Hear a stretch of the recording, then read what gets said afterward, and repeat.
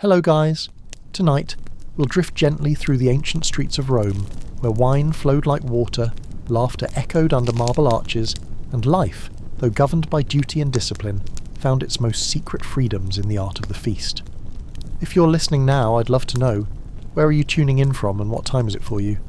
I read every comment and it's always comforting to imagine the sleepy corners of the world where we meet each night. Now, settle in. Make sure you're warm. Let your shoulders relax, let your breath become slow and even. Maybe close your eyes. The world outside is done with you for today. You're here now, and here. We are in Rome, around the 1st century AD, and you, dear listener, are invited to a party. You're in the district of Trastevere, west of the Tiber River, just after the sun has melted behind the Janiculum Hill. Rome is slipping into evening. The warm gold of the day deepens into something softer, more secret. The narrow lanes of the city breathe out the heat absorbed in the stone. You smell smoke from the braziers and a sweetness in the air, pressed olives, watered wine, a hint of roasted game. Tonight you wear something fine, though nothing too formal. You're not a senator or some rigid dignitary. You're a favoured friend, perhaps the companion of a wealthy merchant, or an up-and-coming poet with a silver tongue, and just enough charm to be tolerated in upper company. A thin tunic of dyed linen clings gently to your shoulders. Your sandals slap the stone rhythmically as you approach the domus where the feast awaits. The home you enter isn't imperial, but it's grand enough to impress. The gates open to a shaded atrium where a small pool, impluvium, gathers the day's rain. Oil lamps flicker in brass sconces. You pass a mosaic of Neptune, gaze flicking over dolphins and sea chariots as you follow the servant's nod down a long corridor. There, you're greeted with soft harp music and the smell of honeyed wine, mulsum, already being poured. You're early, but that is good. In Rome, only fools arrive on time. Early arrivals are noticed, and tonight, you want to be noticed. A slave offers you a small cloth to freshen your hands and face. Another holds out a silver platter with dates stuffed with pine nuts, small olives, and slivers of cheese cut so thin they fold like parchment. You take a little of everything, and the salt lingers pleasantly on your lips. You sip the mulsum. It is sharp, slightly spiced and oddly warm. The wine is mixed with hot water, in the custom of the Greeks, who taught the Romans that chilled drinks were uncivilized. You make polite talk. Around you, others begin to arrive, each one led in with a soft clink of jewellery or the rustle of fine wool. You recognize some. A man with thinning curls who declaims verses no one listens to, a young woman in a stola of sea-green silk whose laugh is louder than the music. There are always some who come to be seen, and some who come to observe. You are, perhaps, in between. The host, Lucius Spurius Labeo, enters like a whisper carried on sandals. His toga is immaculate, and he wears the calm, polished grin of a man who is very rich and very bored. You bow your head politely. He does not remember your name. He does not need to. Soon, the guests are led to the triclinium, the formal dining room. You pass under a painted arch where ivy and bacchus cavort in gold leaf and faded red. You recline on a couch, propped on your left elbow, feet tucked behind you. The table is low, set with simple dishes at first: eggs, mushrooms soaked in oil, leeks chopped with mint. This is only the gustatio, the appetizer course. There will be many, many more. A musician begins to pluck a slow, wandering tune from a lyre. A pair of dancers, trained slaves, begin to sway with languid arms, their movements more for suggestion than spectacle. You are relaxed. Fed, but not full. Warm, but not sleepy. And more guests keep arriving. Tonight the feast is not about food. It is about status, connection, excess, and the delicate, dangerous art of Roman leisure. You know enough to keep your opinions mild, your humour gentle, and your appetite controlled, for now. You sip again, and the honeyed wine pools warmly in your chest. You are in ancient Rome. You are welcome here. You are reclining on the edge of history, where marble meets myth, and everything is dressed in candlelight. Sleep, if it comes, may take you gently, but the night is only beginning. You shift slightly on the couch, adjusting the cushion beneath your elbow, careful not to let your sandals brush the linens. The triclinium, arranged in a U-shape around a low wooden table, is filling now with bodies and voices. The centre remains open for servants and performers to pass through freely, and already you've seen the discreet gestures they exchange. One flicks a hand to summon wine, Another taps the side of a dish to signal more sauce. You take mental note of each motion. In Rome, even leisure has a choreography. The couches, lectii, are arranged by rank and favour. The highest guest reclines at the central position of the central couch, the locus medius, while others fall along the sides according to subtle hierarchies. Wealth, favour, politics, scandal. You're placed on the lowest couch, which suits you. From here you can see everything without being asked to speak too often. You're close enough to the conversations that matter, and far enough to be forgotten if needed. Around you, the manners of the feast begin to unfold like a slow, silent play. It is improper to eat with both hands, improper to drink too fast, improper to comment too directly on the food. To recline on the wrong elbow is a sign of rustic upbringing. To sneeze without turning your face brings whispers. The rules are not written, but they're known, and to misstep too early would be to lower yourself in the eyes of those who came to be entertained, not disturbed. You watch the others carefully, the way they tilt their heads when they laugh, the way they touch bread only with fingertips, the way they never fully empty a wine cup lest they seem desperate. A platter arrives with eggs soft-boiled in peppered vinegar. You take one, breaking it open with your spoon, releasing a puff of steam that smells of garlic and wild herbs. A boy with eyes too serious for his age offers you a second pour of mulsum, and you nod slightly. The wine is smoother this time, less sweet, richer. You've heard it was brought from Falernum, aged for 15 years in clay amphorae sealed with pine resin. It coats your mouth like syrup and leaves the edge of your tongue tingling. To your left, two men are already deep in a quiet argument about whether Julius Caesar's reforms truly benefited the plebs or merely shifted the burden of loyalty. The younger one is bold and sharp-voiced, but his gestures are too quick. You can tell he is new to these kinds of gatherings. The older man, lean and wrinkled like parchment left in the sun, lets the words slide off him like water, smiling with half-closed eyes. He doesn't need to win the debate. He needs only to outlast it. Across from you, a woman with a pale yellow pallor lets her fingers dance across the rim of her goblet. You catch her watching the musicians rather than the speaker, and you wonder if she too finds the politics tiring. Her posture is flawless, her laughter perfectly timed, but her gaze slips to the windows between sips, as if longing for the cool night air beyond the oil lamps and heated arguments. A slave approaches with a tray of small birds, thrushes roasted whole, stuffed with peppered figs. You take one, then glance at your neighbour before lifting it to your lips. He's already eating, so you follow suit. The skin is crisp to gold, and the fig inside bursts with hot sweetness. You feel a prickle of grease on your chin, and wipe it with the linen square they placed beside you at the start. The host hasn't eaten.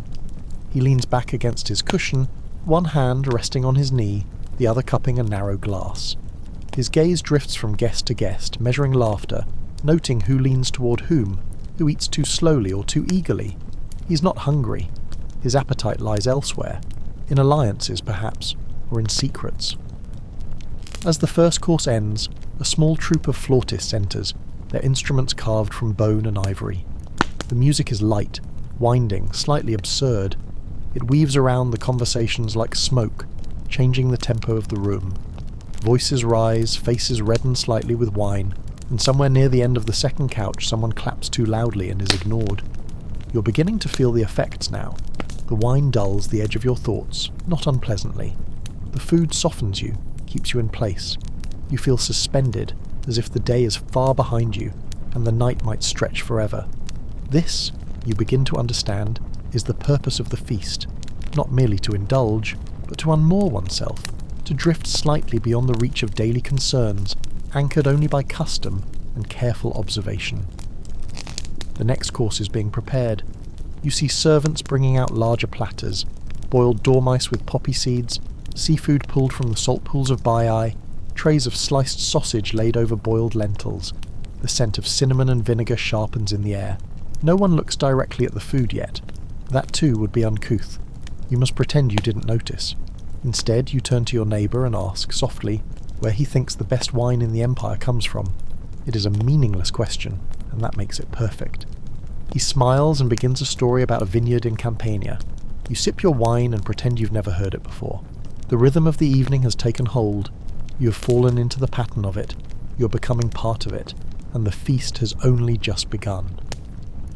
A silver basin is brought forward, and with it, A soft hush rolls over the room, not silence, but a shift, the kind of pause that signals transition. The slaves move with greater ceremony now, each bearing their vessels as though they were sacred offerings. They are. The wine games are about to begin. Lucius Spurius Labeo, the host, sits upright for the first time all evening. His voice cuts gently through the buzz of conversation, low and deliberate, and the room turns slightly toward him. Not as one body, but as many individuals performing the same turn with slight variations. He gives a short invocation, casual in tone but laced with words borrowed from older tongues. Greek phrases rise through the Latin like old roots breaking through stone. He lifts a kylix, a wide, shallow cup, and pours the first libation onto the floor. This is for the gods. You watch the wine soak into the mosaic beneath his couch, darkening the tesserae in a slow, irregular bloom. Some guests murmur a phrase you don't catch. Others simply nod. You know better than to leave your cup untouched. A servant is already at your side with a fresh pour, darker this time, unmixed with honey, cut instead with cold spring water from the Sabine hills. This is the serious wine, meant not for casual enjoyment but for what comes next. The commissatio, the drinking contest, is not always formalised, but tonight it will be. Labeo signals the boy beside him, who brings forward a small box of ivory tiles, each carved with a number and a symbol. A dice game will decide the first master of wine, the arbiter bibendi. He will rule the drinking, set the pace, declare the punishments, and invent the toasts. It's a post both honoured and feared, and only taken lightly by those who enjoy waking in shame. The dice are thrown, bouncing on the polished wood of the table, and it's the young man 2 couches down, the one too quick with his hands, who wins. He's too pleased with himself, though he tries to hide it. He's handed the garland of ivy and rose, and it is placed awkwardly on his head by a slave whose eyes flick toward Labeo in quiet amusement. As arbiter, the young man raises his cup and calls for the first toast. He chooses love, a safe choice, predictable. The guests murmur approval. Cups are lifted, wine sloshes. You sip deeply, more than you normally would, because not doing so would be noticed. The wine is dry and strong. It clings to the back of your throat and reminds you that this night may not be entirely within your control. The second toast is to the emperor, not Tiberius directly, but to the health of Rome and its guardians. A cautious phrasing. Everyone drinks, but no one speaks the emperor's name aloud. That would be either sycophantic or dangerous, depending on the tone. As the toasts continue, the rules evolve. The arbiter decrees that each person must recite a line of poetry before they drink. It begins gracefully. Lines from Catullus and Horace tumble out of practised mouths, smooth and clever. Then the poetry begins to wane. One man misquotes Virgil, to laughter. Another offers a bawdy couplet of his own invention, which earns a slap on the thigh from a woman across the table.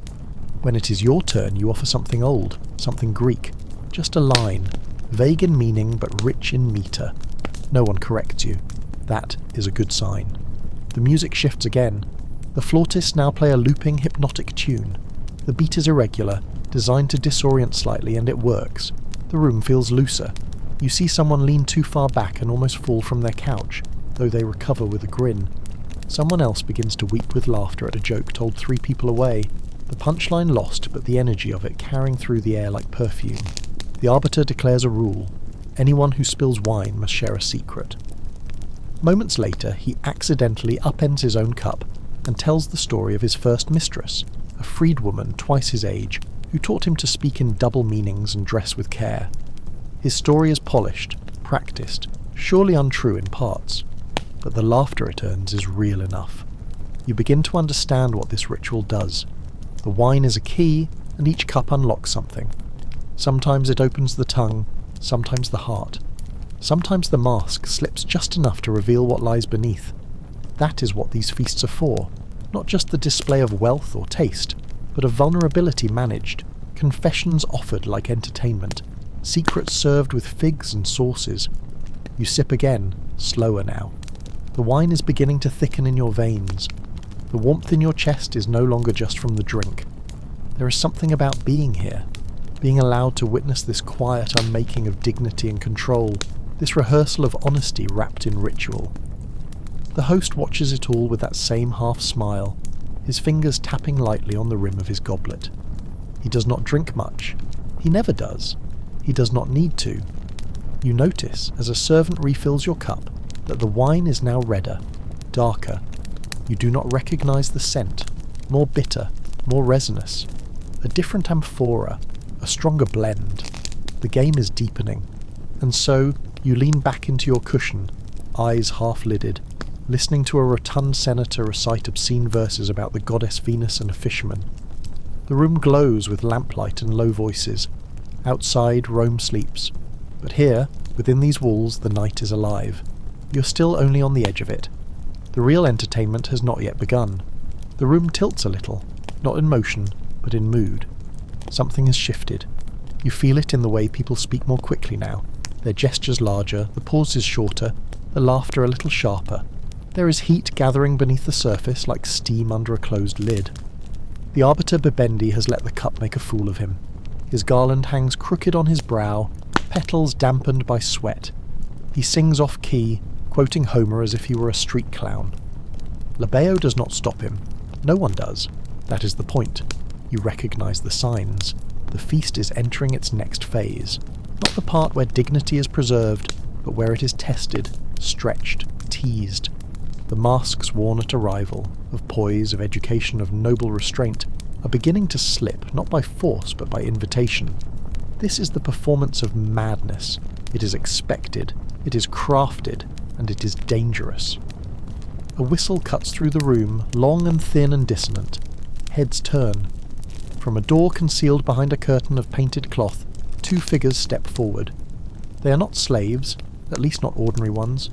They wear tunics dyed too brightly, eyes lined with kohl, mouths painted with dark red pigment. They carry not instruments, but props, a wooden staff, a mask with exaggerated features, a garland of dry leaves that rattles as they walk. The music stills. The diners fall into a loose hush. A few still murmur, giggling behind hands, but even that fades as the two performers take centre space before the couches. The staff taps twice on the floor, then a voice rises, not singing, not speaking, but something in between.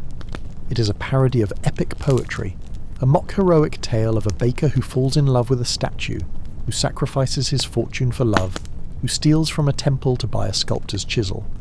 The rhythm is all wrong, on purpose.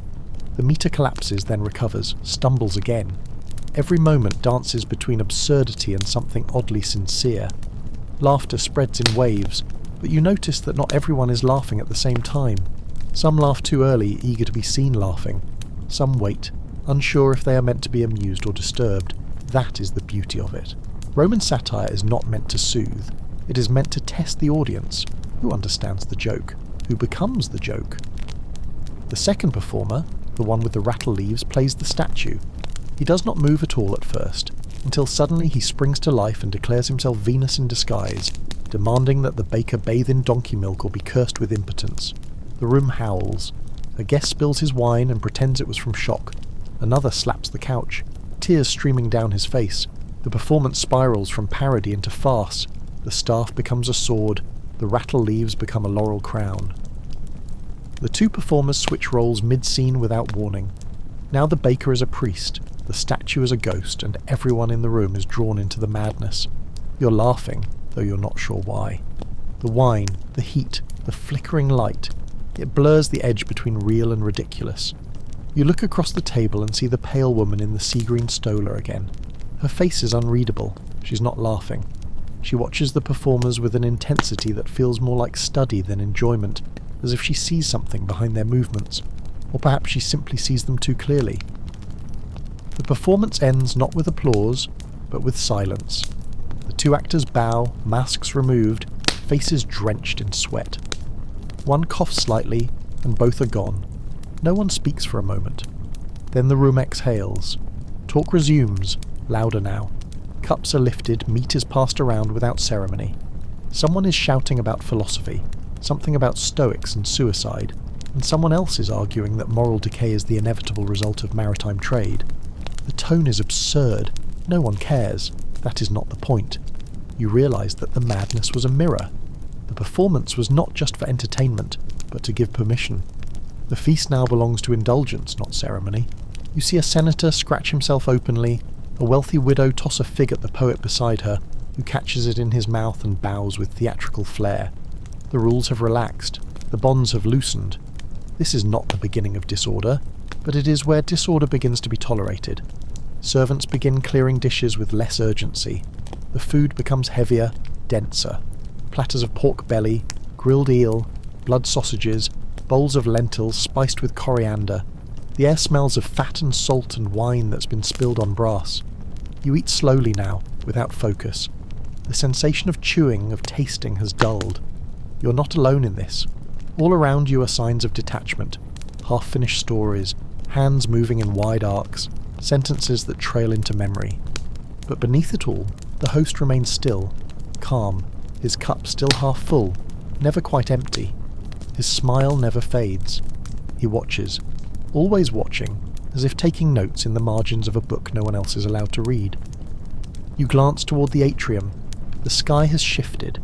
The night is deeper now, a blue so dark it might be black. The oil lamps flicker higher. Shadows lengthen across painted walls. The feast will go on perhaps until the stars fade, or until something breaks. But for now, you remain, reclining, observing, part of the game, still safe inside the performance, but not for long. It begins with a question that isn't a question. A man with a half-eaten fig in one hand and wine on his chin turns to his couchmates and says, "What's the worst thing you've ever said to someone you loved?" He smiles as he says it, a wide, wine-loose grin, but there is something taut behind his eyes. The room is too loud for the words to carry far, but it doesn't need to.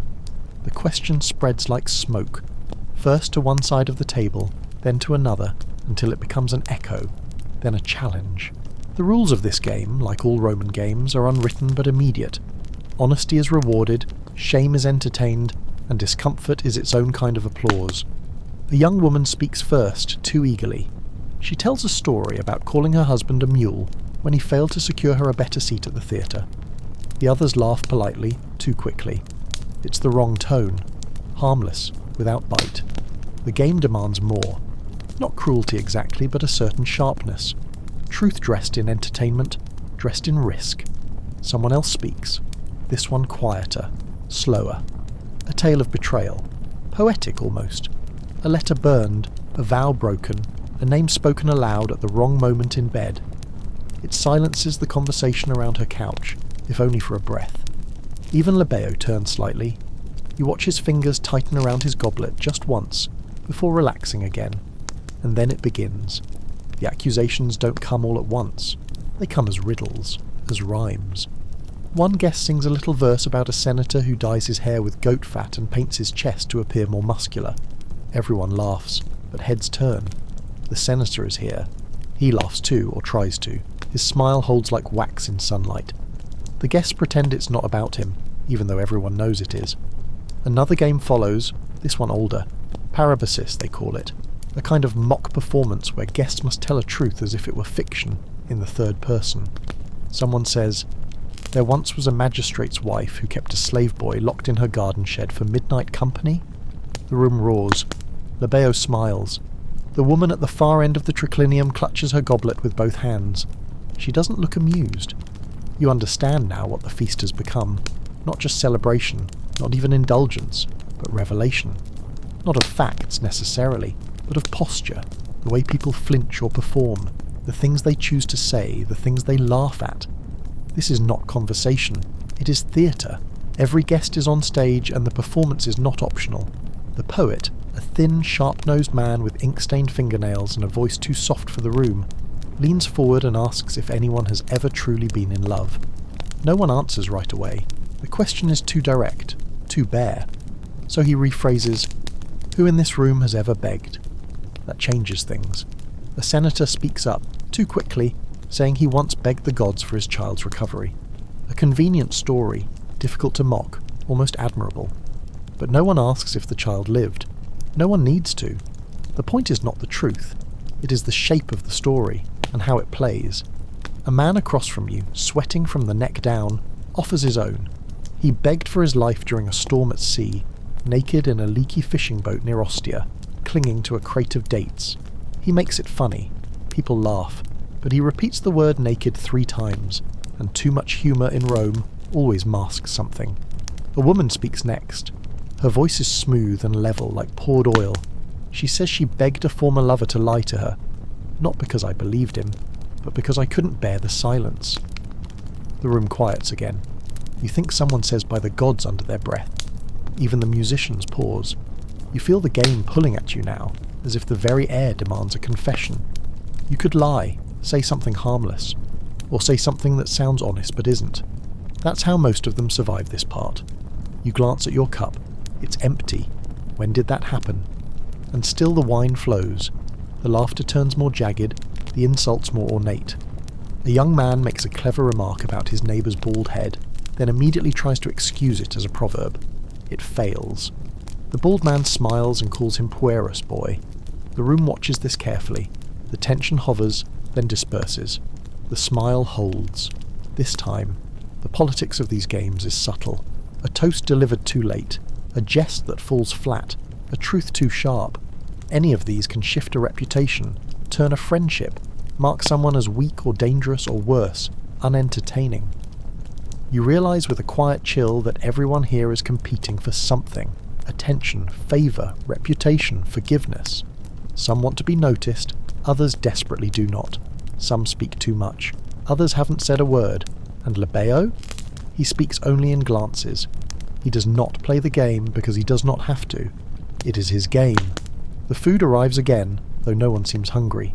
Cold poultry and mustard sauce, boiled lentils with vinegar, small bowls of shellfish soaked in wine. Most of it goes untouched. The guests eat to fill time, to mask silence. A woman rubs at a gold bracelet until her skin reddens. A slave trips near the third couch and is immediately pulled back by another. Swift, quiet, corrected before he draws attention. You see it all. You realise the feast has entered its most fragile phase. The laughter could become anger at any moment. The joy could curdle. All it takes is one wrong sentence, one misjudged truth, one mask slipping too far, and still you remain, reclining, watching, participating. You, like everyone else, are trying not to be the one who breaks the room. But the night is not over. The next course will bring a different kind of tension. Not of word, but of body. The laughter has faded again, not vanished entirely, but become background. A hum rather than a current. It is late now, though no one speaks of time. The night has no clock here, only phases. The room is dimmer, either because the oil lamps are burning lower or because the wine has thickened in your blood. Shadows stretch and overlap. The air smells of honey and musk, of oil warmed by skin and too many voices in one space. You feel the shift before you see it. The servants bring no food this time, no new wine. Instead, they scatter petals on the floor, roses, lilies, fragments of something crushed and fragrant. Not for beauty, for suggestion. A flute begins again, this time a slow tune, uncertain, improvisational. The sound hangs in the warm air like a hand that lingers too long on the back of a neck. There are no declarations. No one says what's happening, but the nature of the gathering has altered. The feast, always political and theatrical, now turns quietly toward the erotic, not in the loud, bawdy way of market songs or bathhouse graffiti, but in something more calculated. This is not about desire, not entirely. This is about power, about watching and being watched. A girl with a dancer's frame is brought into the open space between the couches. She does not smile. She does not need to. Her movements are exact, measured. She wears a transparent shift, dyed red at the hem. Her hair is oiled and coiled. The way she turns, the way her shoulder lifts before the music cues her hips to follow, everything is part of the performance. Everything is part of her control. You do not know if she is free. You do not know if that matters here. The guests pretend not to watch. They look past her, over her, into their cups. And yet you can feel it in the posture of their bodies. A stillness that betrays attention, a hunger held tightly behind the ribs. A man clears his throat. Another shifts his leg. A woman, the same one who said she begged for lies, watches the dancer without blinking. The dance is not long. It is not meant to satisfy. It is a signal, an invitation to a different kind of language. Now the touching begins, not openly, not crudely. That would be tasteless. No, this is about gesture, about spacing, about suggestion. A hand resting too near another's cup, a foot brushing another beneath the table. A glance held too long, then broken, then held again. You hear someone say the word geometry, half-laughed into a goblet. That's what this is. Erotic geometry. The lines drawn between bodies across a shared surface. The angles of turned heads, the measured proximity of knees. The points of a triangle formed when one guest speaks while watching someone else entirely. A senator leans in close to the poet, not to whisper, but to allow his breath to touch his ear. The poet doesn't move away. You feel it yourself, an awareness of your own body, of its weight, its orientation on the couch. You've been reclining for hours, but now the fabric of your tunic feels too warm, your elbow too sore, your breath too loud. Someone across from you runs a finger along the stem of their cup and looks directly at you for a moment too long. Then they smile, then they look away. This is not about fulfillment. It is about permission. Who is allowed to want? Who is allowed to be wanted? In Rome, desire is public currency, as regulated and performative as anything else. You've heard the jokes about senators who write love poems to their own reflections, about patricians who fall in love with statues. But you also know the truth. To be desired here is to be useful. To desire too openly is to risk everything. Lebeo says nothing. He only watches. When a man in his 40s places his hand lightly on the wrist of the young boy beside him, Lebeo does not react. When the boy does not move away, the host still says nothing. This is not his role. He is not the enforcer, he is the host. His power is in what he permits, not what he prohibits. More wine is brought, sweeter now, lighter. Not to loosen tongues, that part has passed, but to slow the descent. The room must not fall too quickly into indulgence. It must simmer. Control must be maintained even now. Someone recites a verse from Ovid, half remembered, about Daphne turning to Laurel. Someone else adds a vulgar ending. The mix of laughter and sighs that follows is strange, brittle. You feel the edge beneath it. Someone wants something. Several someones. The music shifts again. One lyre, now, no flute. Simpler, more mournful even. A woman sings in Greek, a language of longing and exile. Her voice is low, not meant to dominate the room, but to bleed through it. She sings of Helen, not the queen, but the girl, the one who watched ships from the cliffs and did not yet know her own name would cause war. You wonder for a moment what role you are meant to play in this act. You are not untouched by desire, but you are careful with it. You do not reach. You do not respond too eagerly. That too is noticed. Everything is noticed. Perhaps that's the most Roman part of all, this awareness, this constant measurement of behaviour, even in pleasure. Someone leans toward you, their mouth near your ear. They do not speak. They only breathe, once, then draw back. You do not turn. You do not need to. The room has grown thick with suggestion, but still the feast continues because it must. The erotic tension is not the culmination, only another course, another flavour. But it lingers, even as the dancers retreat, even as the servants return with platters again, bearing sweets and cheeses and candied nuts. The laughter resumes, a little louder now, as if to cover what passed between bodies, as if to seal it under the noise, and beneath it all, always, Lebeo watching. The geometry remains. The night is long now, and you feel as though you've been inside it for days. Outside, the city of Rome exists as a distant hush, a city always on the edge of unrest. But here in this triclinium nothing seems to matter except who is looking at whom, and how long, and what it might mean. Time has melted into wine and custom. The feast is not over, it simply changes shape. Again. The room has returned to motion, not the raucous frenzy of earlier drinking, nor the charged stillness of erotic posturing, but something more fluid. The wine still comes, but now in smaller cups. The food is lighter, dates soaked in vinegar, spiced almonds, slivers of cheese crumbling at the touch. The guests are softer too, voices quieter, laughter slower, and it's here that the oldest game begins, the one that's never named. Status. You see it now, the delicate lines of hierarchy being redrawn in real time, not by blood or rank, but by presence. Who speaks without interruption, who responds with ease, who listens without blinking. Every gesture is a signal, every silence is a move. These are not overt displays of power, like armies or votes. This is finer than that. This is the power of knowing what not to say, and when. To your left, A merchant's son leans toward a senator's brother, laughing too eagerly, his goblet always a little too empty, his compliments a little too polished. He thinks himself charming. But you can see the senator's brother isn't fooled. He nods. Yes, but his feet are pointed away, his fingers drumming a private rhythm on the table. That boy won't be invited back. Not because he said the wrong thing, but because he said it with the wrong timing. Across the room, a freedman, well-dressed and deliberately quiet all evening, finally speaks. He tells a story about a shipment of Spanish wool lost to pirates, and another about a lover hidden in a granary. Both stories are short and both end with the same shrug. It's clever, self-deprecating, harmless, memorable. Eyes turn to him with new interest. That's how it's done. Not too much, not too soon. You watch the way people adjust their posture around him now. Lebeo notices too, and what of Lebeo himself? He still says little. He reclines at the head of the table, his goblet full, untouched. The servants attend him without being summoned. The guests check his face before speaking too loudly, laughing too long. It is not fear, not exactly. It is awareness. Everything here orbits him, but he never demands it. That is power in its purest form, passive gravity, effortless centrality. Someone proposes a game of favours. It is not a formal name, but it begins the same way every time. The guest offers an impossible question.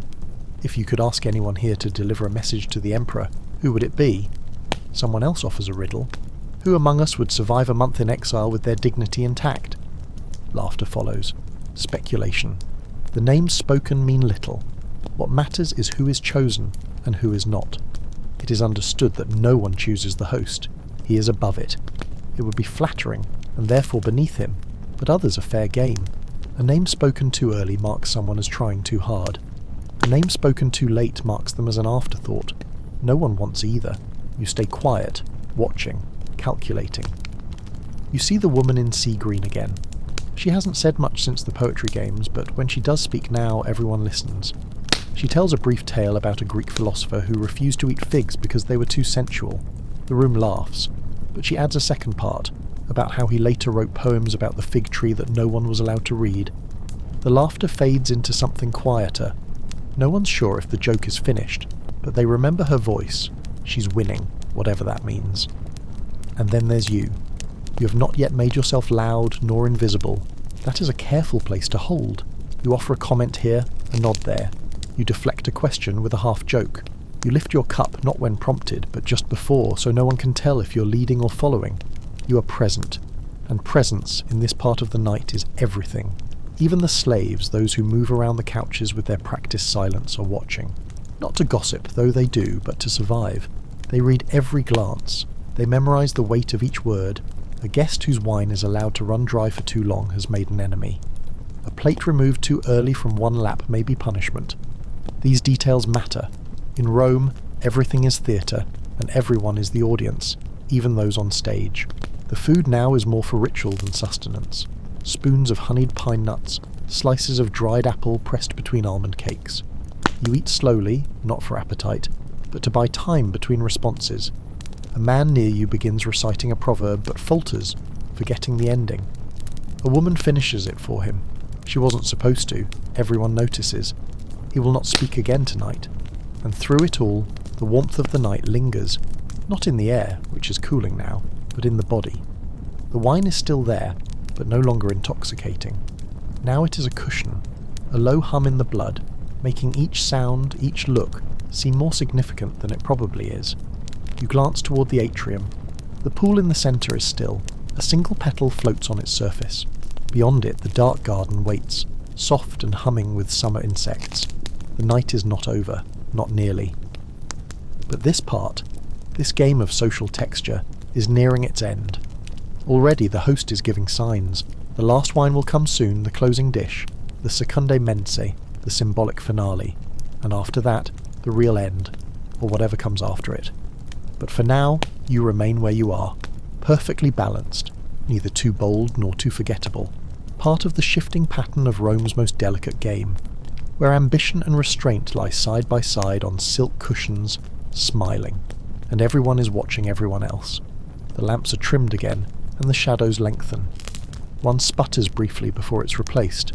A servant with a thin scar running down his cheek moves from flame to flame, steadying each one like a priest tending sacred fire. The guests quiet in response, not to him, but to the signal. Everyone knows the rhythm. The end is being signalled, or spoken.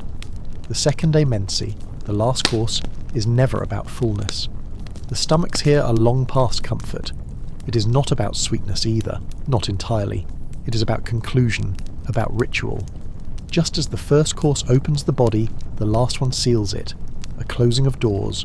The servants bring figs first, sliced and sticky with honey, arranged around little curls of sheep's cheese, then pears poached in diluted wine, served cold with a scatter of powdered cinnamon, then a small dish of walnuts in date syrup, and lastly, most importantly, libum, soft sacrificial cakes offered not to gods, but to memory. Each guest is meant to take one. Not eating it is noticed. Eating it too quickly is worse. You take yours in hand. It's still warm, and it smells faintly of laurel. You wait, as everyone does, for the signal. It comes not as a word, but as a gesture. Lebeo, at last, touches his own cake to his lips. The feast is, officially, ending. But the air, even as mouths move, has changed. You sense it. The silence now isn't reverent, it's wary. People begin to say things they shouldn't. The poet speaks first, always more honest at the end. His words are slurred, but his aim is true. He says a name, soft, clear, and everyone turns to look at the man who wears it. A merchant, smuggle knight, whose stories have grown louder with each round of the wine. The poet says, "Your father sold arms to both sides in Gaul, didn't he?" It's a jest, a line dropped like a stone into shallow water. The laughter is slow to follow. Someone, drunker or braver, adds, "And your mother sold secrets to whoever bought the arms." That one hits harder. The merchant laughs, too loud, then too long. He wipes his hand across his lips, leaves a streak of wine across his cheek.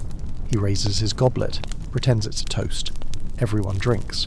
Not because they want to, but because they must. The final course always draws blood. A woman near the head couch, who's barely spoken all evening, says in a voice like spun bronze, "It's strange how much we pretend not to know about each other." She does not name anyone. She does not need to. Her words float, heavy. This is how these feasts end, not with thanks or departure, but with echoes. Wounds uncovered just far enough to be acknowledged, never dressed. Every guest is expected to take something with them, shame, insight, resentment, or a memory they can't quite shake. That's what makes it a Roman meal. It isn't about what you consumed, it's about what you carry afterward. Your eyes drift to Lebeo again. His posture hasn't changed, but his expression has. It's softer now. Not kind, never that, but distant, as if he is already elsewhere. Perhaps this feast was not for pleasure. Perhaps it was a test, or a trap, or a favour repaid. You don't know. You won't ask. The final wine is brought. A pale, golden syrup made from dried grapes crushed and mixed with myrrh. You sip slowly. It coats your throat like honeyed ash. Across the table someone is weeping softly. No one comforts them. Not yet. A slave kneels beside Lebeo and murmurs something. He nods once, rises without a word. The room doesn't stand for him, but it tilts in his direction. He walks from the triclinium without turning his head. Just before he vanishes behind the painted curtain, he glances once, just once, toward you. It is not recognition. It is not affection. It is something else. A weighing. He is gone. The room breathes again. People begin to move. Not rising, not yet, but shifting, uncurling from their couches, stretching aching legs beneath the linens. You realise how long you've been reclining. You feel it in your shoulder, your back.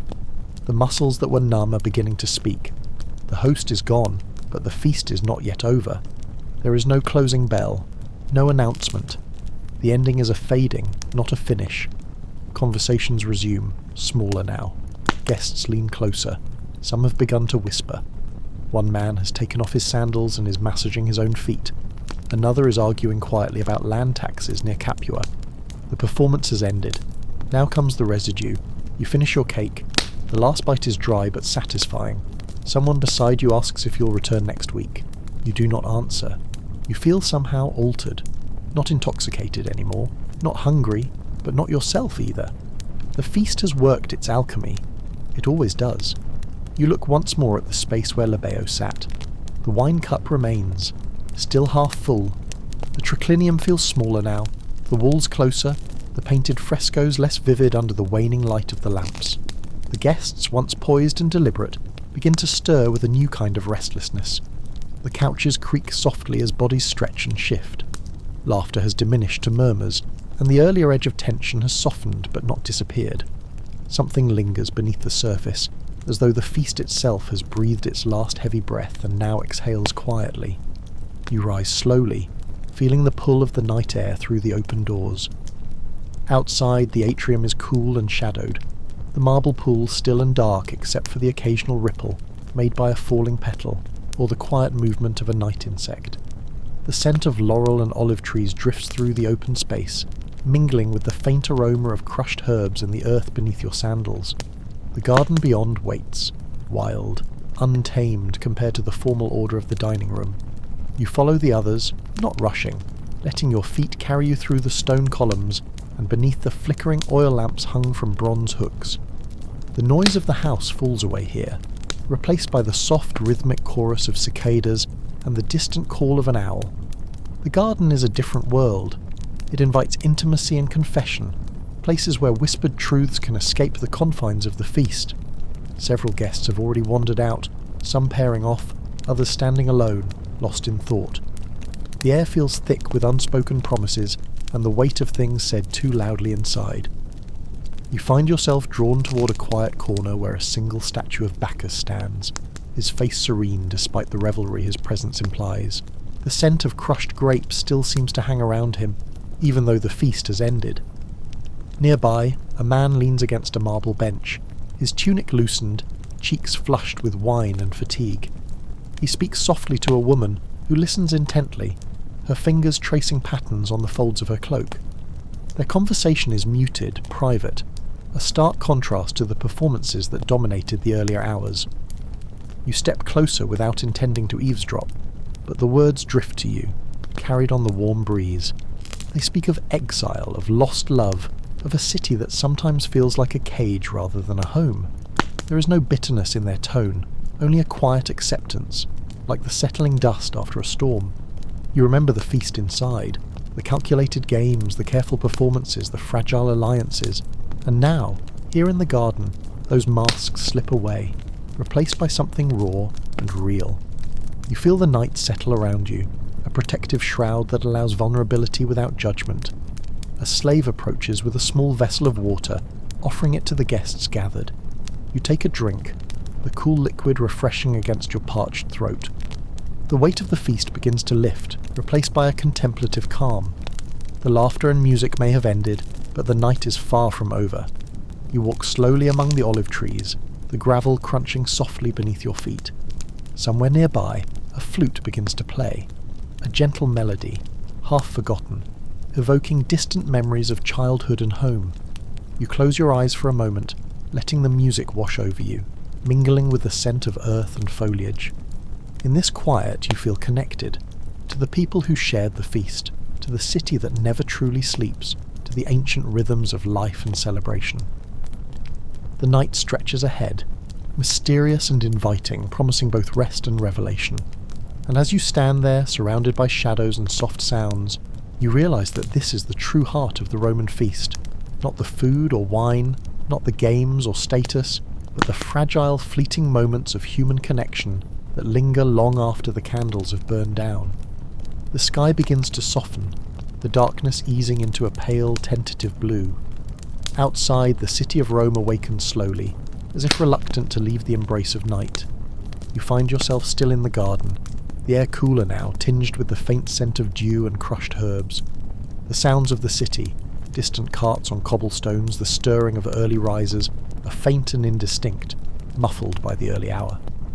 Inside the house, the triclinium is silent, the scattered remnants of the feast left untouched.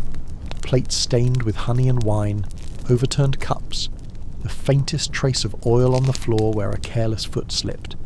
The grand cushions that once supported proud bodies are now flattened and slightly askew, as if the room itself has sighed and settled into exhaustion.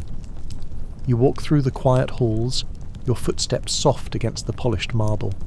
Servants move about with practiced efficiency, clearing what remains, their faces expressionless but tired. They avoid looking at one another, carrying out their tasks like shadows, ghosts bound to the house's routine. The feast is over, but its effects linger, like an invisible thread weaving through the day. You pause before a small mirror framed in bronze. Your reflection is pale, eyes heavy but clear. The wine and revelry have left their mark, not only on your body but on your mind. The memories of the night feel distant, like a dream slipping away in the dawnlight, yet certain details cling stubbornly. A glance, a whispered word, a laugh that didn't quite reach the eyes. Outside, the city pulses with life already. Vendors setting up stalls, the clatter of wood against stone, the smell of fresh bread baking somewhere nearby. Life goes on, as it must. But you carry a quiet weight with you, the residue of the feast that cannot be washed away with water or time. In the market square you overhear snatches of conversation, rumours of political intrigue, a senator's scandal, a gladiator's upcoming match. The city is alive with stories, each one a thread in the vast tapestry of Rome's existence, and you too are part of this fabric now, woven in by a night of wine and whispered truths. The feast may be over, but the story continues, in the hearts and minds of those who lived it, in the streets and shadows of the city, in the slow, unending rhythm of life. You take a deep breath, the cool morning air filling your lungs. The night has passed, but its echo remains. The day has fully settled in now. The sun climbs higher, turning the city's white stone facades a brilliant gold, and the bustling noise of Rome swells like the tide returning after a long night. Streets teem with merchants hawking olives and figs, craftsmen hammering and carving, and children darting between legs with shrieks of laughter. Life hums along, tireless and relentless, but somewhere beneath the surface, the remnants of the night's feast linger like a secret pulse, quiet but unmistakable. You find yourself drifting through this vast city, your thoughts tethered to the gathering you attended hours before. The feast was more than just food and drink, you realise. It was a living web, woven from whispers, glances, and half-spoken promises that will stretch far beyond the walls of that domus, into the forums, the baths, and even the Senate chambers. In Rome, stories don't stay locked away behind closed doors. They spread, carried on tongues and in gossip growing with each retelling. You imagine Lebeo's guests now scattered across the city like leaves caught in the wind. The merchant who was mocked quietly at the end will carry his bruised pride through his dealings in the marketplace. The poet's words will be murmured among tavern patrons, reshaping his reputation. The woman in sea green, whose sharp voice cut through the evening's layers, will be remembered by some as clever, by others as dangerous. A woman who sees too much. As you walk through the crowded streets, you hear snatches of conversations that seem to echo parts of the feast.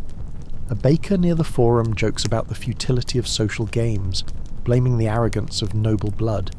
A senator's clerk whispers about an upcoming scandal that will rock the city's delicate balance. Even in the baths, where men come to wash away the grime and stresses of daily life, the tension of the night's revelations seeps through in quiet glances and muted comments. This is the true legacy of a Roman feast. Not the food that was eaten, nor the wine that was drunk, but the invisible threads of connection and conflict spun through shared experience. You think of the slaves who served so silently, their careful attentiveness a shield and a survival tactic. They are witnesses and keepers of secrets, bound to the household yet observers of its intimate theatre. Their memories are a hidden record of power and submission, of what was said and left unsaid. The feast was a moment suspended in time, but the world beyond continues its steady churn. Rome's politics, its ambitions and its desires do not pause for dinner. But in those hours of revelry something shifted. Alliances were tested, loyalties questioned, and futures quietly rewritten.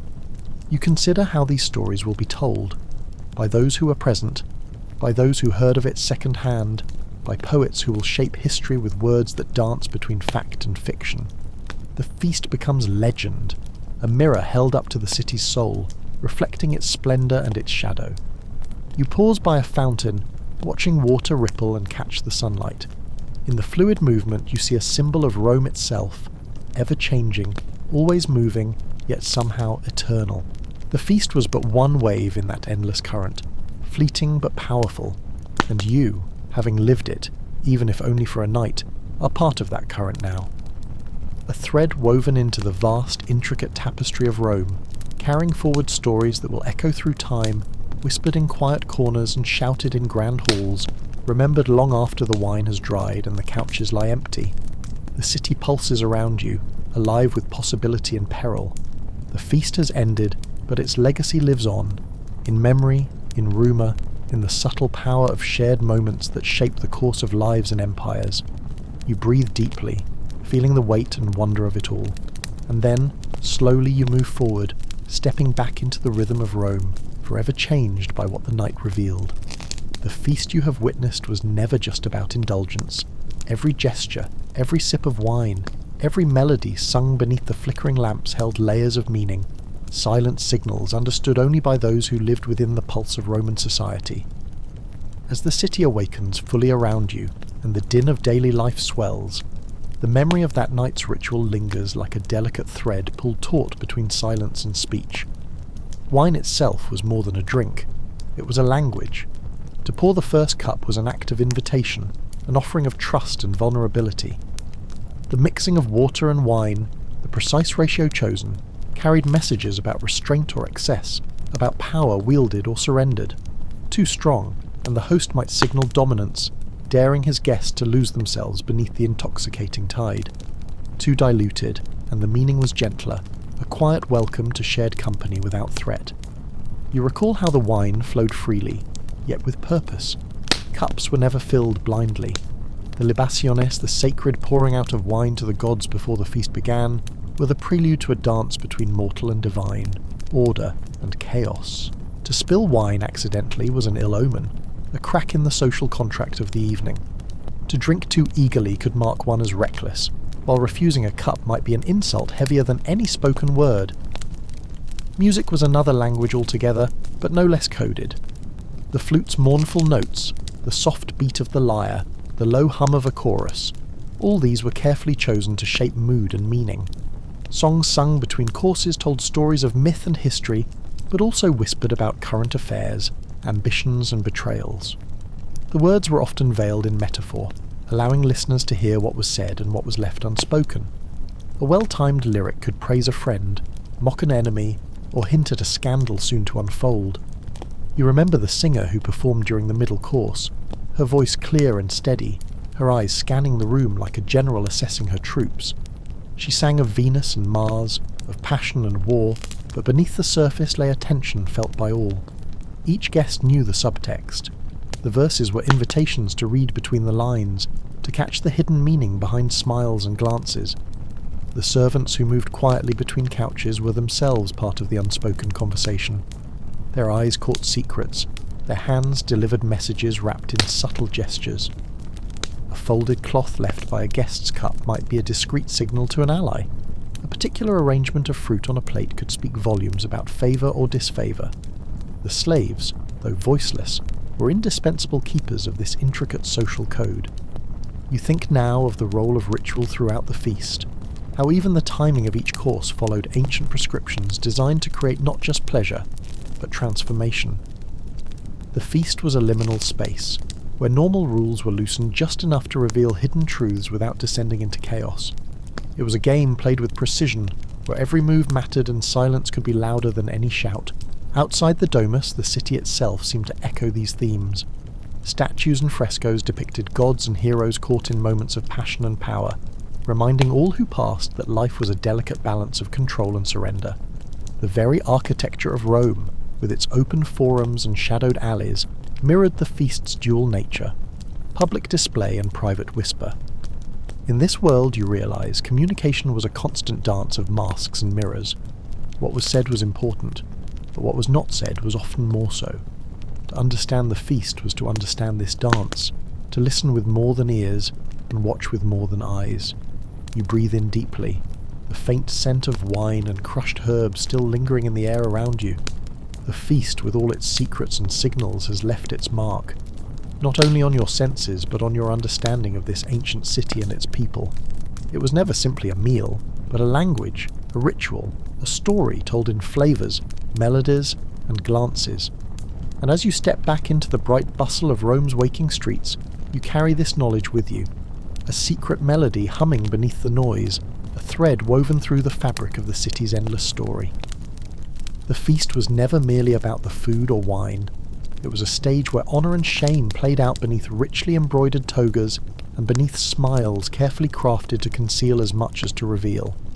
In ancient Rome, every gesture carried the weight of social expectation, and every word could tip the delicate balance between respect and ruin. The feast was a theatre of masks, where reputation was both currency and armour, and where the true self was often hidden behind layers of ritual and performance. As you move through the memory of the evening, you sense how deeply these unwritten rules governed the room. To sit at the right couch, to speak at the right moment, to laugh at the right joke, these were acts of social choreography, demanding acute awareness and careful calculation. The host, Labeo, wielded his power not only through wealth and status, but through mastery of this intricate dance. His invitations were both privileges and tests. Guests wore their honour like a mask, polished and unyielding, yet beneath the surface fissures appeared, glimpses of insecurity, envy and ambition. A whispered insult could pierce more deeply than a sword, and silence could weigh heavier than condemnation. The merchant mocked quietly at the feast's end had felt the sting not just of words, but of lost face, a wound invisible yet deeply felt in the marketplace where reputation was survival. Women too played this game with a subtlety born of necessity. Their place at the feast was paradoxical, central to the ceremony yet circumscribed by strict rules. A woman's laughter could be an invitation or a warning, her glance a shield or a weapon. The woman in sea green who cut through the room's veneer with her voice balanced on this knife edge of influence and danger. Her honour intertwined with every word she spoke. You recall the delicate rituals that framed the evening, the toasts that honoured absent allies, the carefully chosen verses of poetry that could exalt or condemn without overt accusation. These were shields and swords fashioned from language, tools wielded with precision. A misstep, too loud a boast, too sharp a retort, could lead to disgrace, exile even.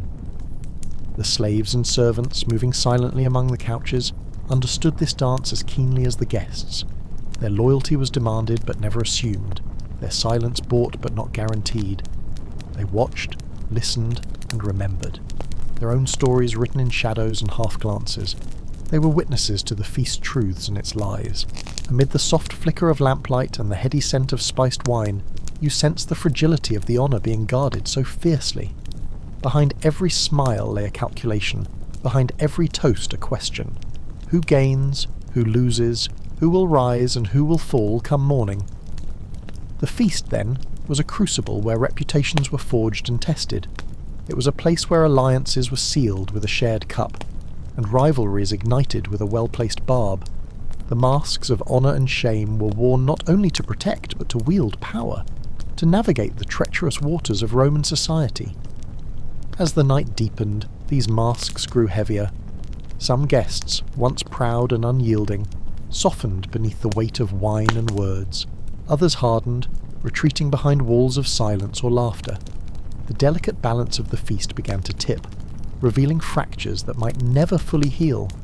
You feel the weight of this knowing, the ache of understanding that in this world, every gesture mattered, every word carried consequence. The feast was a reflection of Rome itself, glorious and brutal, splendid and cruel. And as you step back from the memory, you carry with you the haunting beauty of that night, the fragile dance of honour and shame, forever entwined in the endless story of the city and its people. The feast was not just a visual spectacle or a tactile indulgence. It was a symphony of sounds, a carefully orchestrated interplay of noise and silence that shaped every moment and every mood. You can almost hear it again. The soft clink of bronze cups, the low murmur of conversation swelling and fading like waves on the shore, the subtle rustle of silk and linen as guests shifted on their couches. These sounds wove together into a tapestry that carried as much meaning as the food or wine on the tables. Music was central, but never merely decoration.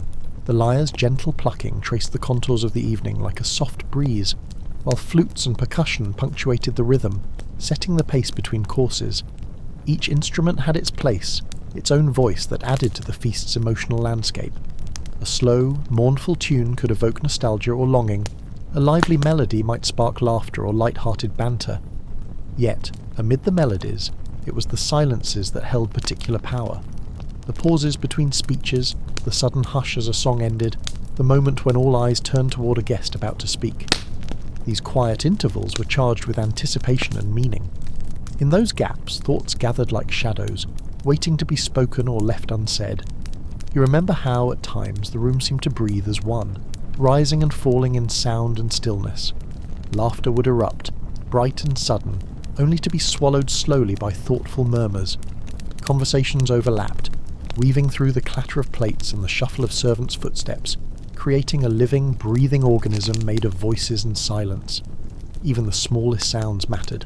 The delicate tap of a finger against a wine cup to signal a toast, the soft rustle of a cloak pulled tighter against a sudden chill, the near imperceptible exchange of whispered words behind a fan of folded hands. These were the punctuation marks in the feast's unfolding story, subtle yet profound.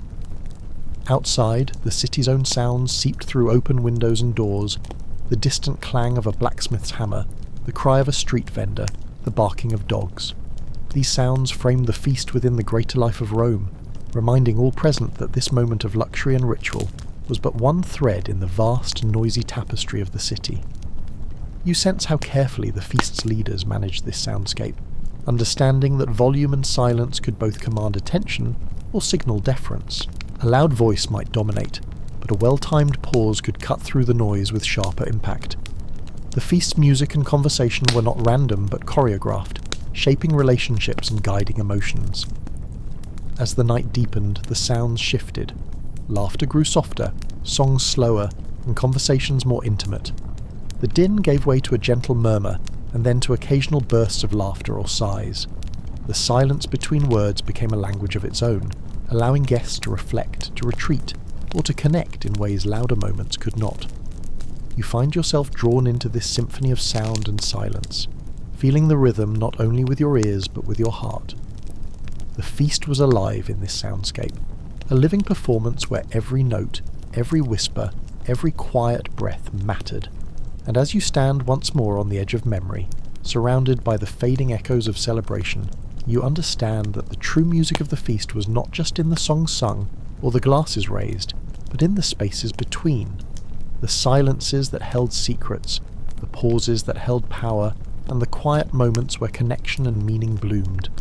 As the last notes of music fade into the cool night air, and the once bright torches gutter down to soft embers, the feast begins to dissolve slowly into memory. The guests, once enlivened by wine and conversation, now stir with the quiet weariness that follows such indulgence. You watch them rise from their couches, their movements slower, marked by the tender ache of fullness and the lingering buzz of shared experience. This is the ritual of departure, an unspoken ceremony filled with its own meaning, its own weight. The host, Labeo, moves among them, offering parting words that balance gratitude with subtle reminders of his power. Invitations to future gatherings are whispered in careful tones, promises laced with expectations. These farewells are more than polite gestures. They are the closing chords of a symphony that will continue to play in whispered gossip and silent glances long after the guests have gone. You feel the cool touch of the night air as you step outside, leaving behind the warm glow of the domus. The city feels different now, quieter, slower, wrapped in the deep shadows cast by oil lamps and the flicker of stars. The streets are slick with dew, the faint scent of jasmine drifting from hidden gardens. The sounds of the city's nightlife hum softly in the distance, murmurs from taverns, the faint clang of a late-night vendor packing up, the occasional distant laughter fading into the darkness. Each guest carries with them a bundle of stories, secrets, and promises.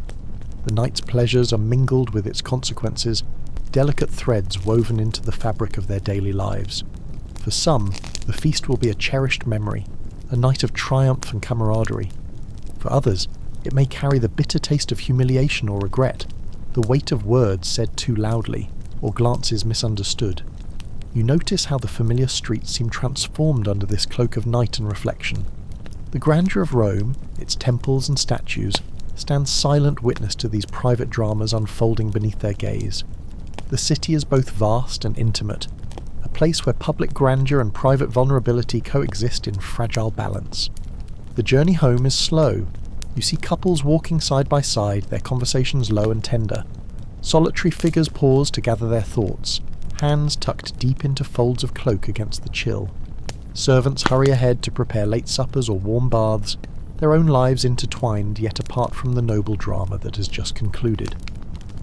As you trace your steps through the labyrinth of alleys and piazzas, you carry with you a sense of the feast's lingering presence. It is a moment suspended between past and future, a turning point marked by wine-stained memories and the fragile bonds of society. The night may end, but its echo will resonate through the days and weeks to come, in politics, in gossip, in the quiet reckoning of personal ambitions and fears. You breathe deeply, feeling the cool night air fill your lungs, steady and grounding. The weight of the feast is a delicate burden, carried invisibly yet profoundly by all who shared in it. It is a reminder of life's complexity, the mingling of joy and sorrow, power and vulnerability, connection and isolation. And as the city sleeps around you, you realize that the feast is never truly over. It lives on in the hearts and minds of those who are present, in the whispers of the streets, and in the endless rhythm of Rome itself. As you settle once again into the memory of the feast, your senses begin to awaken, not just with the sight of gleaming dishes and polished silverware, but with the vivid textures and flavours that filled the evening's air and lingered on every tongue.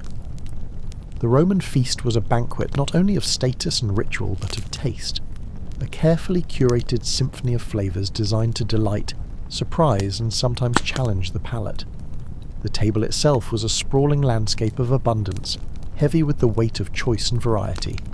Platters gleamed under the flickering light, piled high with fruits that range from the familiar, plump figs, glistening grapes, and glossy pomegranates, to the more exotic, such as spiced dates and sweet sticky dates brought from distant lands. The colours and shapes created a visual feast even before a morsel touched your lips. You recall the contrast of textures, the crispness of fresh vegetables lightly dressed with oil and herbs, the tender softness of boiled pulses and grains, the rich creaminess of cheeses aged to perfection. Every bite was a journey, the palate shifting from salty to sweet, from savoury to tangy, as each dish made its deliberate entrance. Seafood was a prized delicacy, brought fresh from the Mediterranean shores. Delicate oysters, briny and cool, rested beside platters of roasted fish glazed with honey and herbs. The aroma of grilled octopus mingled with the sharp tang of garum, the fermented fish sauce beloved by Romans, and used sparingly but meaningfully to deepen flavours. Meats were equally varied and lavish, succulent cuts of lamb, roasted to tender perfection, rubbed with aromatic spices. Wild game, such as hare or pheasant, added a touch of the exotic, while sausages seasoned with fennel and pepper brought comfort and familiarity. The cooking methods themselves were a testament to Roman skill. Slow roasting, boiling, frying and baking combined to create layers of flavour and texture. You remember the use of sauces and condiments, each crafted to enhance or transform the base ingredients. Garum was the king of sauces, a potent elixir that could elevate a simple dish to extraordinary heights. But there were others too. Sweet syrups made from honey and herbs, sharp vinegars infused with wildflowers, and thick pastes of ground nuts and spices. The wine served was equally complex, not just a drink but an integral part of the meal's rhythm. Mixed with water, sometimes sweetened with honey or spiced with herbs, it was poured with care and attention to balance. The warmth of the wine mingled with the coolness of the air, the sharp tang of fruit, and the richness of the dishes, creating a harmony that lingered long after the last cup was drained. As you taste again in your mind the feast's flavours and textures, you feel the slow, deliberate pace of the meal, a journey through sensations that was both grounding and transcendent. Each bite was savoured, each sip measured, in a ritual that was as much about appreciation and connection as it was about nourishment. The table itself was a microcosm of Roman society, reflecting its vast reach and diversity. Ingredients from across the empire spoke of trade and conquest. Recipes passed down through generations whispered of family and tradition. The feast was a living mosaic, where every flavour, every texture, every aroma was a thread woven into the rich tapestry of Roman life. And as the memory of the feast fades back into the present, you carry with you the essence of that sensory world, a reminder of how deeply food connects us to place, to history, and to one another. Beneath the gleaming surfaces of the feast, beneath the laughter and music, beneath the clatter of cups and the shimmer of fine garments, there moved a silent current, an army of invisible hands that held the evening together with quiet skill and tireless attention. The slaves and servants of the Roman domus were the true orchestrators of the feast's rhythm, shaping its course from shadows and margins, their presence essential yet carefully hidden behind a veil of discretion. As you walk once more through the memory of the night, you notice how these figures move with practiced grace, fetching fresh wine, replenishing dishes, clearing plates with efficiency that never disturbs the conversation or breaks the delicate spell of the gathering. They are shadows slipping between the couches, gliding past clusters of guests without a word, their eyes alert to every signal, every unspoken need. The role of the slave at a feast was complex and deeply woven into the social fabric. Many were trained for years to serve with precision and tact, mastering the rituals that governed the meal as thoroughly as any noble guest. Their movements were a language, a nod here, a subtle glance there, a gentle touch on a shoulder that kept the feast flowing smoothly, a silent choreography underpinning the evening spectacle. You see the cook in the kitchen, his face flushed with heat, carefully adjusting the flame beneath a pot of spiced broth. His hands are calloused but sure, crafting dishes that will please both the palate and the pride of his master. Nearby, another slave carries a platter heaped with roasted birds, balancing it deftly through narrow corridors to the dining room, the scent of herbs and roasting meat trailing behind like a promise. Some slaves held more intimate roles, attending personally to guests of distinction, pouring wine with practiced elegance, wiping away stray crumbs with delicate cloths, whispering gentle reminders or discreet warnings to their masters. They were confidants in a world where trust was scarce, where the weight of reputation pressed heavily upon every gesture. Yet, despite their indispensable presence, the servants remained invisible in many ways. Their names often forgotten, their stories untold, they lived lives marked by obedience and quiet endurance. The feast was their domain to manage, but it was not theirs to enjoy. They moved like ghosts through the revelry, part of the scene yet apart from it, their own joys and sorrows locked behind closed doors and whispered in the silence of service. You reflect on the paradox of their existence, how these unseen hands shaped the grandeur and comfort that others flaunted, how their labour was the foundation of luxury, yet their own lives were circumscribed by chains, both literal and social. Their service was a form of powerlessness, but also a kind of artistry, a skill honed through years of practice and necessity. As the feast reached its crescendo, these invisible figures were everywhere, steadying a drunken guest, smoothing a wrinkle in a cloak, clearing a spill before it became a spectacle. They were the guardians of order amidst chaos, the keepers of calm beneath the storm of celebration. You feel a quiet reverence for them now, for the sacrifices they made, for the lives they led in the margins of such nights. Their stories remain mostly silent, but their presence echoes in every clink of cup and every carefully arranged plate. And as you step back from the memory, you carry with you a deeper understanding, that behind every feast's brilliance lies the unyielding effort of those who serve, unseen yet indispensable, shaping history not with words or deeds, but with quiet hands. The feast was a place where words flowed as freely as the wine, and the spoken voice became a weapon, a charm, and a bridge all at once. As you settle once more into the warm glow of the triclinium, you find yourself drawn into the cadence of voices, soft murmurs rising into laughter, sharp retorts slicing through debates, gentle flattery whispered like a secret breeze. Here, conversation was an art form, refined and practiced, a dance as intricate as any performed by dancers or musicians. You notice how each guest assumes a role, the orator who commands attention with measured eloquence, the wit who tosses jokes like jewels, the philosopher who probes the deeper truths hidden beneath the surface. Each word carries weight, each sentence a thread woven into the complex tapestry of social interplay. To speak well was to hold power, to listen well was to wield influence. Flattery flows with a delicate grace, neither too heavy nor too light. Compliments are carefully crafted, flattering the host's generosity, the virtues of his family, the brilliance of his latest political move. Yet beneath the polish lies a keen awareness of the balance. Too much praise could ring false, too little might offend. The dance of words is a tightrope walk, requiring subtlety and skill. Debate pulses through the room like a current, sometimes gentle, sometimes fierce. Topics range from the nature of virtue to the latest gossip from the forum. These exchanges are not mere entertainment. They are contests of intellect and persuasion, battles for prestige and respect. A sharp argument won here can echo through Roman society long after the feast ends.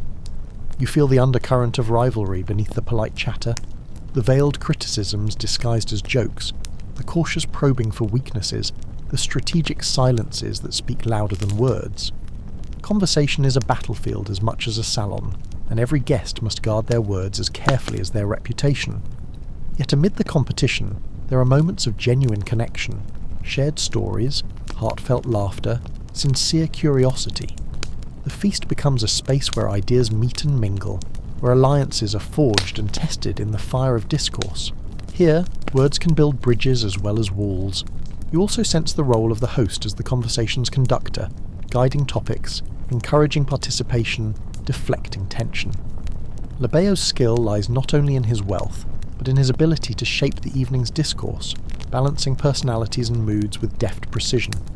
His role is to ensure the feast remains a stage for harmony and spectacle, even as the undercurrents swirl beneath.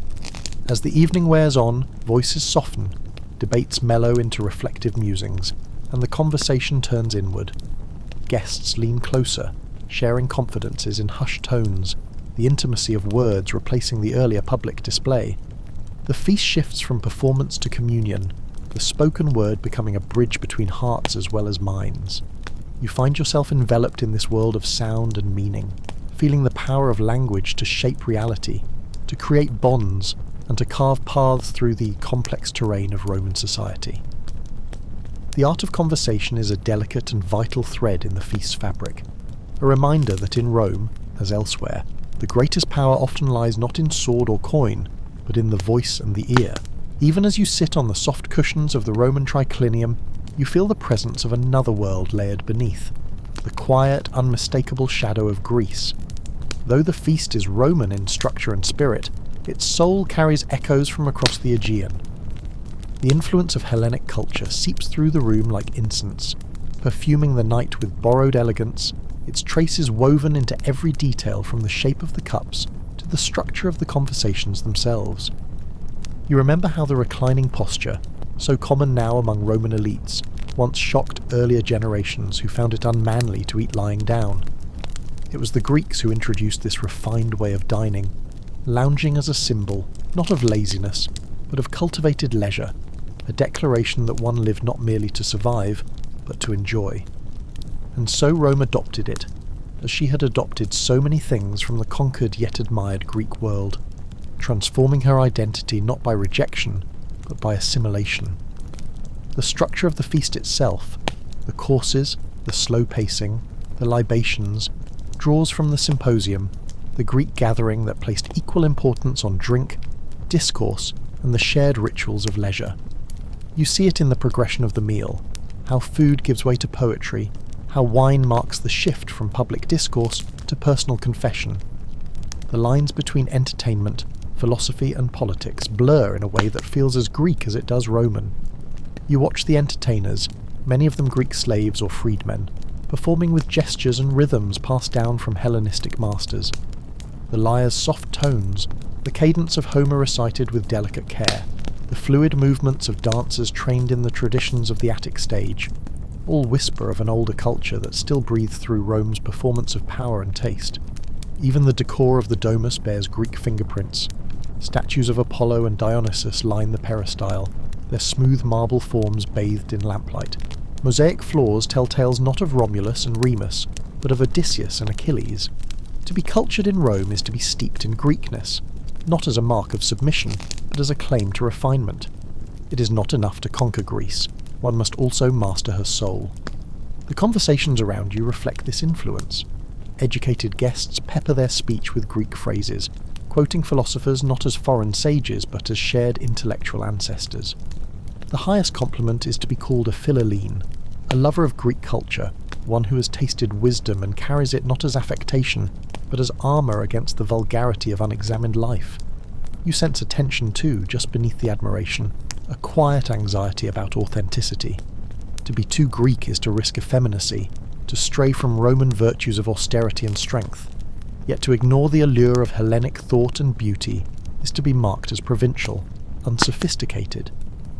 The Roman feast becomes a mirror of this ambivalence, a Roman framework draped in Greek robes, a stage upon which the empire performs its identity, caught between admiration and domination. And yet, the fusion is not hollow. It is real, lived, and evolving. As you sip your wine and listen to the soft strains of a hymn to Dionysus, you understand that this layering of cultures is not confusion, it is continuity. The Roman feast is not a copy of the Greek symposium, it is its descendant, shaped by the needs and tastes of a different people, but connected still by the ancient logic of beauty and belonging. In the warm air of the dining room, amid laughter and philosophy, satire and seduction, you feel the presence of two great worlds, Greece and Rome, braided into one night, and you, reclining amid the flickering oil lamps and the murmur of voices, are part of this long inheritance, a thread in a tapestry that stretches back to Athens, forward into eternity. As the evening draws deeper into its golden arc, you begin to notice the subtle rhythm of ritual that pulses beneath the laughter and the clinking of cups. The Roman feast, for all its pleasures and posturing, is not merely an indulgence, it is also a rite, a space where sacred tradition and social custom entwine. Between the laughter and the morsels there is reverence, understated but real, like a low drumbeat beneath a melody. Here, amid the wine and the oil lamps, the gods are watching, and the hosts remember to honour them. It happens softly, without ceremony or fanfare, yet the weight of it is unmistakable. A servant, solemn in expression, carries a shallow dish of wine to the centre of the triclinium. Conversation dims slightly, and without instruction the guests reach for their cups. This is the libation, the offering to the divine, the act that transforms mere drinking into something more layered and ancestral. You raise your cup and the others follow. A few drops are poured onto the ground or into the dish, depending on the household's custom. It is a gesture as old as the Republic and older still, a whisper to Jupiter, to Bacchus, to the layers of the household who guard the threshold and hearth. Some murmur a brief phrase under their breath, Dia Mortalis, or simply a name, while others bow their heads in silence. There is no single way to do it, but it is always done. The libation marks a moment of humility amid the grandeur. You feel it pass over the room like a light breeze, a moment of stillness, a collective pause that binds the diners not only to each other, but to the invisible presence of their ancestors, their gods, their fate. This is the moment that reminds you that the feast, however lavish, is never entirely yours. It belongs in part to something higher. The rituals vary depending on the household, the region, the season. On certain days, more elaborate offerings are made. A wreath of flowers may be placed beside the household shrine, or a small statue of Bacchus decorated in ivy and set at the head of the table. The devout may burn a pinch of incense before the first course, or speak a prayer aloud, invoking blessings for fertility, fortune, or protection. Even the arrangement of the couches sometimes follows ritual logic, with the position of honour reserved for more than just status. It may be an ancestral place, one never left unfilled. Between courses there is often another small libation. This time it may be more playful. A guest might raise his cup and dedicate a sip to Venus for love, to Mercury for luck in business, or to Mars for strength in the forum. These are half jests, but they carry weight too, and laughter never fully obscures the sense of continuity with those who came before. You begin to see how layered the feast truly is. It is not just performance or pleasure, not just appetite and display. It is a conversation with the past, a reenactment of customs whose meanings are felt even if not fully understood. In pouring wine to the gods, in acknowledging forces beyond control, the Romans assert their place in a world shaped by divine favour and ancestral duty. And in this, they find a kind of balance, the joy of the senses tempered by the sobriety of reverence. The wine that glistens in your cup is no longer only for delight. It becomes a link, flowing like a river through time, connecting this night to the countless others that came before it, to rustic farmhouses with rough clay cups, to marble-clad villas, to smoky altars under open skies. The libation is small, a gesture barely visible, but it is the hinge of the feast. Without it, the revelry risks losing its soul, and as you watch the wine touch the earth, disappearing into the floor or the stone bowl, you feel the feast shift again. The course that follows will taste richer, the jokes seem fuller, the music more resonant, not because anything has changed in the room, but because something invisible has been acknowledged. The divine has been nodded to. The feast continues, and the gods are content. Even before the wine is poured or the platters are laid down, the politics of the evening have already begun. You realise it not from any declaration or ceremony, but from the way the guests are placed, how the couches are arranged, and which names are spoken in tones of warmth versus calculation. The Roman feast is more than a meal. It is a theatre of hierarchy, a living diagram of who matters and who is rising, who is falling, and who has already been forgotten. The triclinium itself is a map of power. There are 3 couches, lectus summus, medius, and imus, each holding 3 reclining guests, though the wealthiest might expand the setting further. Placement on these couches is not random, and certainly not generous. The central seat on the medius, the locus consularis, is the place of greatest honour. It is here that the most respected man reclines, perhaps a magistrate, a consul, or a visiting senator. From this position, his words will command the attention of the entire room. Around him, the remaining seats are distributed according to an intricate calculus of rank, relationship, obligation, and ambition. An up-and-coming equestrian might find himself placed beside a well-known jurist, an opportunity not born of friendship but of favour, an opening to impress or observe. A distant cousin of the host may sit closer to the door, a quiet signal that their blood alone does not entitle them to esteem, and you, reclining on your own appointed spot, feel the gentle weight of this structure settle around you. You are not merely invited, you are measured, weighed, and positioned. Hosts like Lebeo, skilled in the nuances of patronage, use these arrangements with precision.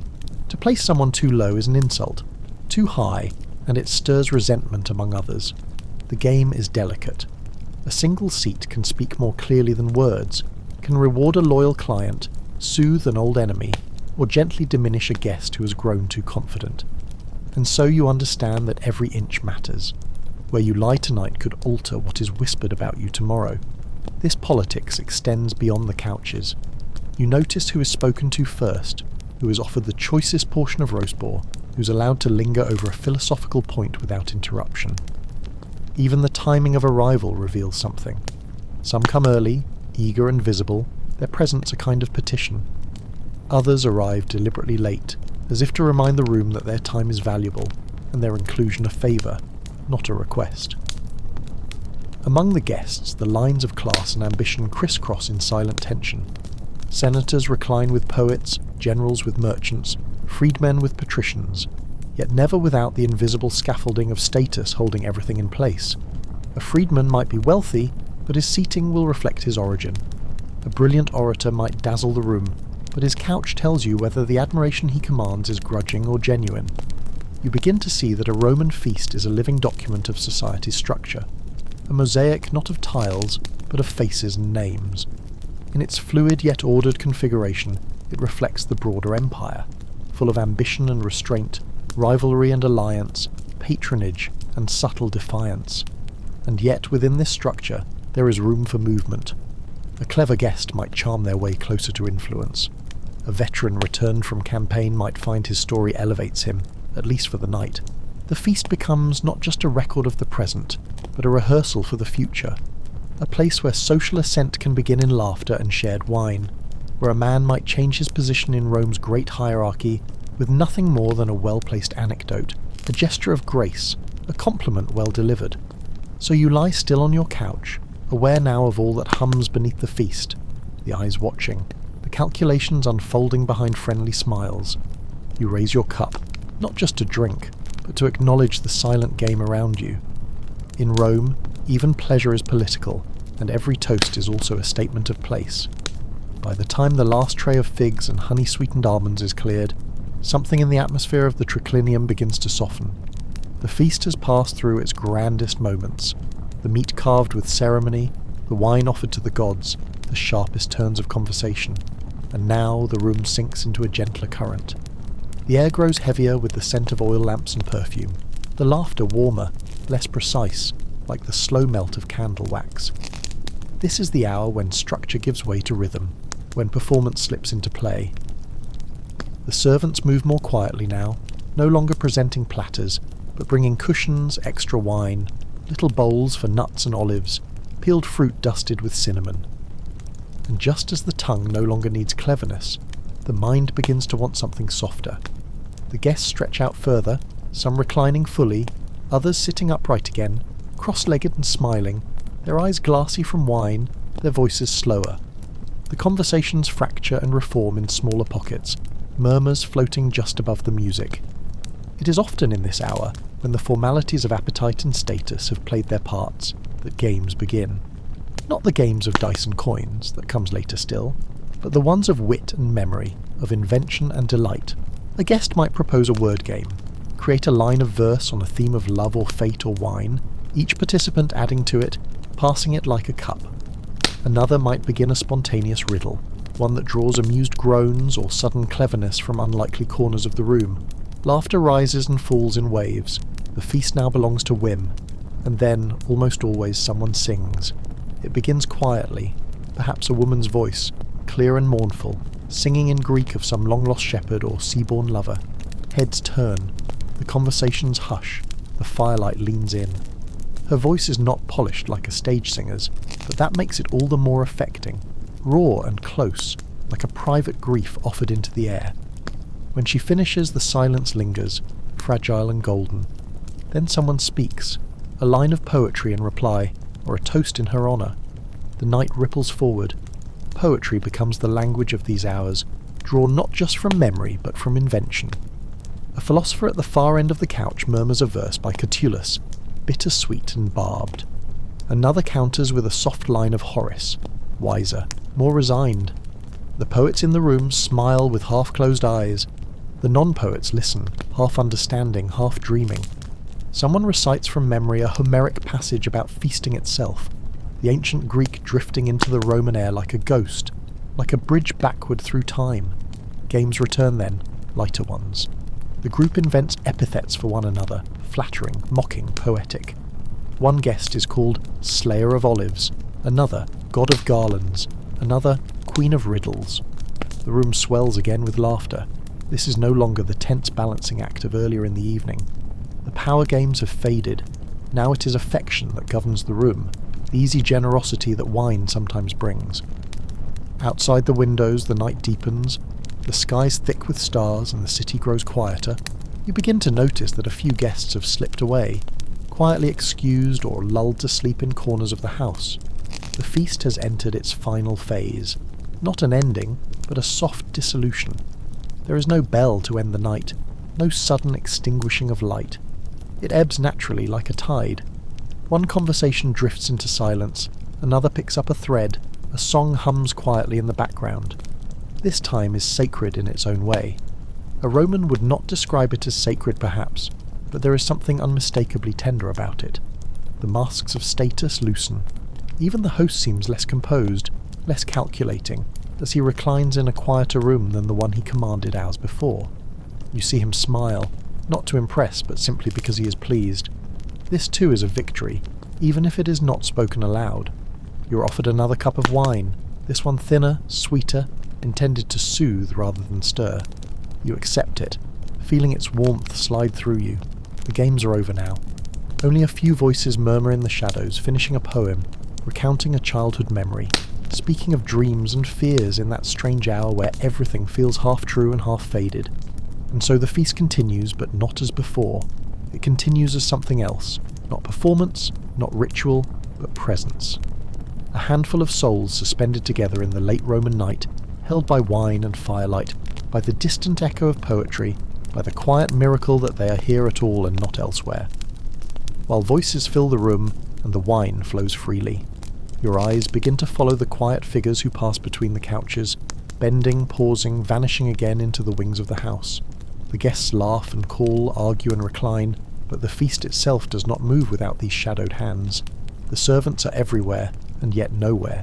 They step silently, dressed simply or elaborately depending on their function, their gaze always lowered, their presence carefully calculated, essential but never centering. You watch them now with greater attention. There is an art to what they do, a choreography so refined it vanishes.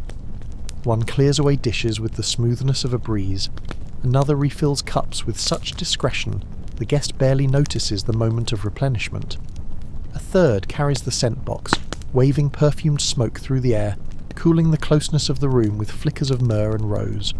They do not speak unless spoken to, and even then the words are brief, measured. They are part of the furniture of Roman hospitality, expected, constant, but silent. Most of them are slaves. Many were born into it, others captured in wars long forgotten by the guests who now sip honeyed wine.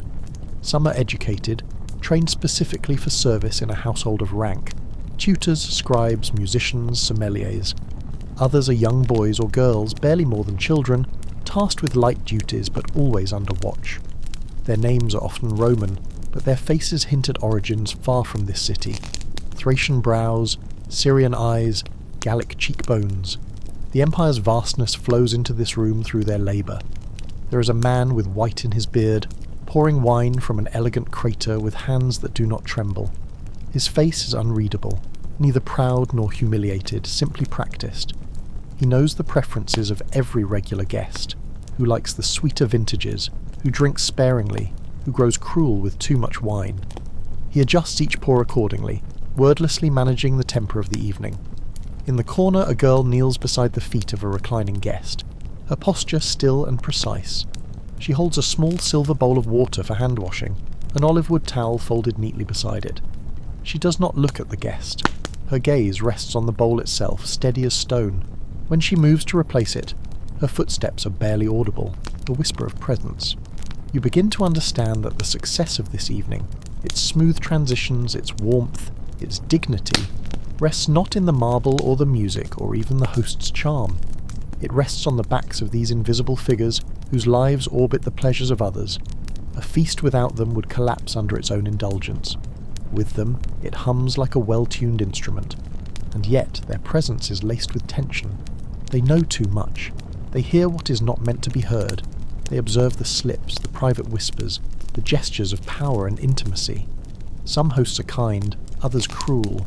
All are watched. A servant may be punished for clumsiness, ignored in gratitude, or rewarded with quiet affection. A trusted servant might carry messages, deliver bribes, arrange liaisons, even offer whispered counsel when no one else is present. The line between tool and person is blurred, often deliberately. Some guests treat them with warmth, a soft smile, a quiet thank you, but such moments are rare and often fleeting. Roman society, despite its polish, rests heavily on the shoulders of those denied full personhood. You see it now, not as a system of laws, but as an atmosphere, a quiet imbalance that stretches from the city's sewers to the highest couch in the triclinium. You think, for a moment, of what it must be like to watch these feasts year after year, to know the names of those who rise and fall, to remember which guest once arrived poor and now speaks like a senator. What does a servant dream of, you wonder? Freedom, perhaps, but not always. Sometimes merely a different master, sometimes only rest. And still, they move. The table is cleared again, a spilled cup is mopped away before it cools. A cushion is fluffed and reset. A tired guest is guided gently to a quieter room to sleep. These acts are not praised, rarely noticed, but they hold the evening together, stitch its edges, smooth its flaws. You realize now that this too is part of Roman life, not the marble facades or the bronze statues, but this quiet network of invisible hands, always present, always turning the gears behind the spectacle. And as you lie back on your cushion, a silver cup again full in your hand, you wonder what it means to live in a world where the feast depends on so many voices that are never heard. As the night deepens and the lamplight burns lower, you feel it in the air, the first tremors of transformation, subtle but irreversible.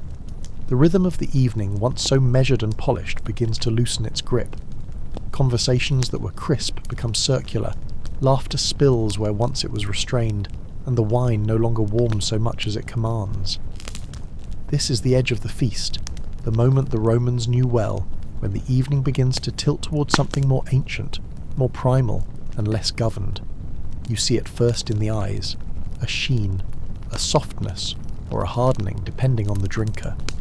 One guest repeats himself, another begins a story that never finds its end. A man who had spoken only in epigrams is now waxing sentimental, voice thick, hands open as if pleading with fate. Across the room, two rivals who had sat stiffly now lean shoulder to shoulder, whispering in drunken intimacy. It might be friendship, it might be manipulation, you cannot tell. The masks begin to appear, not metaphorical but real ones, brought out by the servants in painted boxes, stored with the perfumes and silverware. These are the larvae, the play masks, shaped in grotesque grins or mournful eyes, some exaggerated, others almost lifelike. They're passed around casually, worn half ironically by some, fully adopted by others. One man dons the face of a satyr, another wears a tragic heroine's painted tears. The transformation is not total, but it is unsettling. In the flicker of lamplight you forget for a moment who lies behind the leering smile. This is not theatre, not exactly. It is ritual play, inherited from Dionysian rites, now filtered through Roman decorum and distortion. To wear a mask at this hour is not merely to amuse, but to step into another role, to flirt with the edge of chaos. The sober Roman ideal, disciplined, dignified, and self-contained, now softens under the influence of wine and anonymity.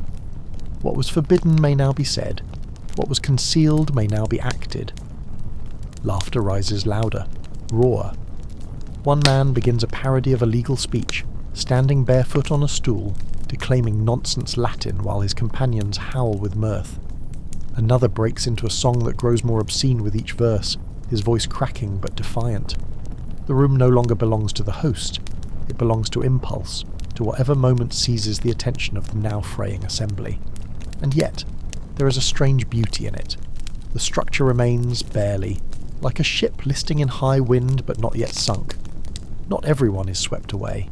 Some guests grow quieter, curling into themselves with melancholy, watching the unravelling as one watches the sea. Others lean in toward confidences, drunken secrets, long-buried affections, the sadness beneath the wit. The feast becomes a mirror with too much light. It shows more than it should. The servants, ever watchful, do not flinch. They have seen this before. They know the signs, the slurred toast, the rising voice, the first hint of a quarrel between guests who smiled hours earlier. They move now with extra care, removing sharp objects, placing cushions near those who might tumble, stepping between words that could become blows. They are the last line between indulgence and disgrace. You think of Bacchus, god of wine, of madness, of sacred disorder. His presence is not called directly, but he lingers at the edges now, in the flushed cheeks, the loosened belts, the mask dropped and replaced with a new one. The feast becomes something older than Rome, older than language, a release, a rite, a temporary lifting of the world's demands. Even the marble statues in the corners seem to lean in, watching the transformation with stone serenity. And just as suddenly, silence. A guest has collapsed in laughter, or perhaps tears. It is hard to say. Another lies flat on his back, arms stretched wide, a cup balanced on his chest. The room seems to exhale. A few more rise unsteadily and excuse themselves, guided gently by a servant to one of the villa's sleeping chambers. The feast has not ended, but it has passed the point of no return. Now it is something else entirely, unguarded, flickering, on the brink of either revelation or ruin. You sit still, watching it unfold, aware that you are part of it and yet somehow apart. The mask you did not wear is heavy in your lap. You could put it on, speak freely, step into the night's madness. Or you could remain as you are, observing, remembering, letting the wine wash over you like warm sea foam. The choice, for now, is yours. And the night, like the city outside, stretches on in silence and firelight. At some point, perhaps marked by the third or fourth refill of your cup, perhaps by the lowering of the lamps and the hush that begins to creep between bursts of laughter, the shape of the evening shifts again. It happens not with fanfare, but like a tide sliding beneath the surface. What was loud begins to quiet. What was performative begins to turn inward. In the corners of the triclinium and beyond, in alcoves and gardens lit by flickering oil lamps, the guests have started to pair off. or to drift alone into the company of others waiting just outside the feasting circle. You notice them now, these other figures, men and women who have been present all along, but just outside the focus of the gathering. They are courtesans, entertainers, companions. They do not wear the toga, that strict garment of citizen dignity, nor the woolen stola of a Roman matron. Instead, their robes are lighter, dyed in soft greens or deep blues, clasped loosely, made for movement rather than modesty. Their eyes are alert but not eager, practiced in the subtle dance between invitation and indifference. Some are women, yes, but not all. A few young men lean against pillars, speaking softly with guests who now recline closer than they did before. In this hour, the distinctions between roles soften, and so too do the boundaries between pleasure and conversation, between transaction and affection. You overhear laughter, low and slow, the kind that follows a private joke or a remembered moment. One guest traces the rim of his cup as a woman kneels beside him, her hand on his arm, not possessive, not rushed. Another couple has retreated entirely, passing through a curtain and into a cooler room beyond. Their silhouettes, half seen in lamplight, suggest neither haste nor secrecy, only the kind of slowness reserved for very late nights and very old cities. Roman feasts were always layered. There were the rituals of food, the performances of wit, the sparring of status. But beneath them, there was always this: companionship, purchased or freely given, serious or fleeting. The courtesans here are not hidden, not shamed. They are as much a part of the evening as the wine, the figs, the laughter. Some are trained in poetry, others in music. Some are simply beautiful. Others are known for discretion, a rare and valued trait in a city where the wrong words can end a life. And though they are often paid, this does not mean they are without power. A courtesan may know more than any senator's wife. She may advise her companion, guide him, soothe his ambition, or whisper boldness into his drink. One woman, seated now beside a rotund merchant with purple rings thick on his fingers, speaks into his ear with such quiet clarity that he nods and falls silent, the bravado fading from his posture. She is not his wife. She is something else, his mirror perhaps, or his conscience in a silk robe. It's impossible to know which relationships are real, which are masks, but perhaps that's not the point. In this moment, with the feast behind them and the night still folded softly ahead, what matters is how they feel, or how they wish to feel. A courtesan's touch can mean many things: mercy, mischief, memory. A hand resting lightly on a guest's knee may recall a lost love, or simply offer comfort for the loneliness masked by all the gold and grapes and laughter. You catch a young man's eye. He's not dressed as a guest, but not as a servant either. His gaze holds yours for just a second too long. Not a question, not quite an answer. And then he looks away. The night is full of these silences. They carry meaning only to those who linger inside them. You rise and step away from the couches. The scent of perfume follows you. Cinnamon, frankincense, something older, almost earthy. A woman sits on the edge of a low fountain, her bare feet in the water. She hums softly, not to you, not to anyone, just to the air around her. She's a hired companion, but in this moment she's entirely alone, or perhaps entirely free. This too is Rome, not the laws, not the legions, not the marble halls. This is the Rome behind the masks, fluid, intimate, improvisational, where affection is sometimes rented, sometimes given, sometimes mistaken for love, and sometimes mistaken for power, where the feast does not end with dessert, but simply slips into something quieter, something more human. And as the lamps burn lower still and voices fade to murmurs, you begin to understand that intimacy in this world does not belong to the daylight. It lives here, in this in-between hour, when roles blur and names are no longer the most important part of a conversation. You hear it before you see who plays it. A soft, gliding sound, fragile as smoke, almost indistinguishable from the wind that moves through the atrium palms. At first you think it might be imagination, a melody held in the aftertaste of too much wine, but then it returns, clearer this time, a lyre, its strings brushed like whispers, playing not a song exactly, but a pattern of thoughts that never needed words. You follow it. In a corner of the courtyard where the torchlight flickers orange and the shadows move like figures in half-sleep, sits the player. A girl, perhaps 16, with hair that falls loose down her back and eyes half closed in concentration. The lyre rests on her knee, the wooden arms worn smooth by time. She doesn't glance up.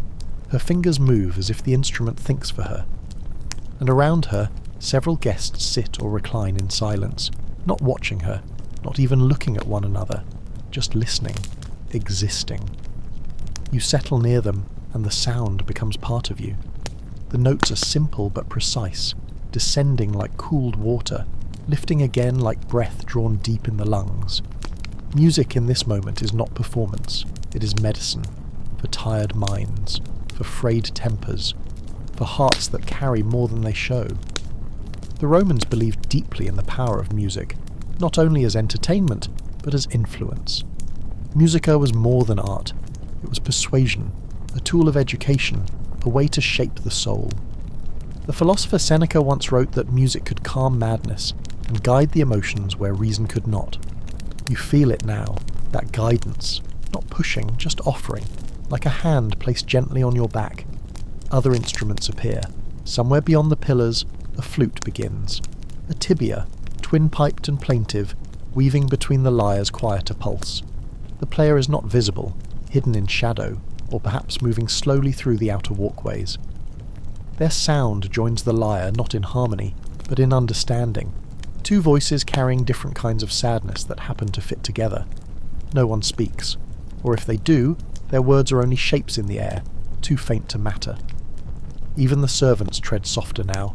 The clinking of silver is gone. All that remains is this: melody and stone, skin and shadow, night and memory. You watch as a woman closes her eyes, a courtesan perhaps, her arm draped over the edge of a low marble bench. Her face is neither happy nor sorrowful, it is still. And stillness here feels like a kind of relief. A senator's nephew, loud earlier and soaked in wine, sits hunched forward, his rings glinting as he clasps his hands between his knees. He listens like someone who hasn't in a long time. It's as if the music has shaved away the layers of performance that coated everyone at the start of the evening, revealing what lies beneath. People, just people, bruised and tender and tired. The melody shifts again, now higher, thinner, almost breaking. It speaks of longing, perhaps, or resignation. The kind of sound that doesn't lead anywhere, only circles the edges of a thought that can't be solved. You think of people you've known, places that feel like fragments now. Music does that, pulls time backward, erases years with a single note. Somewhere nearby, a man begins to hum softly, off-key but honest. No one stops him. The flute continues. And then, quiet. The music stops not with finality but with gentleness, as though it simply chose to rest. The girl sets the lyre down and remains still, as if listening for the silence after the sound, which can be even more sacred. Someone exhales, slow and long, like they've been holding their breath since the meal began. You feel the weight of the moment, not heavy, just full, no applause. That isn't the way here. Instead, a few glances, a nod. One guest wipes his eyes, embarrassed perhaps, but no one teases. The music gave everyone permission to be a little undone. This part of the night, this silence laced with sound, is something few remember when they speak of Roman banquets. They recall the wine, the games, the wild gestures, but not this. Not the hour when the masks slip off and people sit quietly in the dark, listening to something older than the city, older than Rome itself. Something like grief, maybe, or peace, or just the space between the two. And as the breeze brushes through the garden and the torches burn low, the night reshapes itself again, a little softer, a little slower. The music has done what the philosophers promised. It has quieted the fire inside, even if just for a while. Even now, in the softened hush that follows music and wine, with guests reclined and eyes dim with drink, the feast is not free from Rome's most permanent presence, power. It's always there, woven into the folds of every tunic, stitched behind each compliment, breathing just under the surface of every toast. You may think the night has turned to comfort, to friendship, to the human warmth of shared indulgence, but Rome never lets go so easily. And here, in the quiet, the games resume in subtler form. It might be the way a man addresses the host. Noble, he says, or most generous, just loud enough for others to hear, or the timing of a jest thrown toward a rival, too polished to be spontaneous. Or perhaps it's the order in which certain names are spoken during stories, the way certain senators' achievements are exaggerated in passing, always in front of the right ears. Every detail counts, every silence is watched. You notice it now, the way guests reposition themselves slightly after each course, not just for comfort but for proximity. Who sits beside whom? Who has moved closer to the host? Who is slowly being left out? To dine in Rome is to engage in politics, not the distant orator on the rostra kind, the personal kind. Influence built not in debate but in glances, shared wine, whispered promises. A feast like this is no less a battlefield for being padded in cushions and honeyed dates. The weapons are words, the armour is charm, and the victories are counted in invitations, endorsements, and future favours owed. You see it in the face of the host too, his smile kind, his tone measured but always aware. He watches the room like a general mapping terrain. He knows who speaks too much and who hasn't spoken at all. He catches every shift in loyalty, every tightened jaw, every veiled reference to a failed campaign or an upcoming vote. And he doesn't interrupt it. He lets it unfold. Because this is his arena too. Every successful Roman learned early that a dinner party could accomplish what a speech never would. Power, when disguised in pleasure, is rarely resisted. A freedman near the end of the couch, recently wealthy, perhaps hoping for a seat in the Senate through connections or manoeuvring, is carefully flattering an older man with a tired posture and soft eyes, someone who looks unremarkable, but whose quiet nod could move mountains in the city's administration.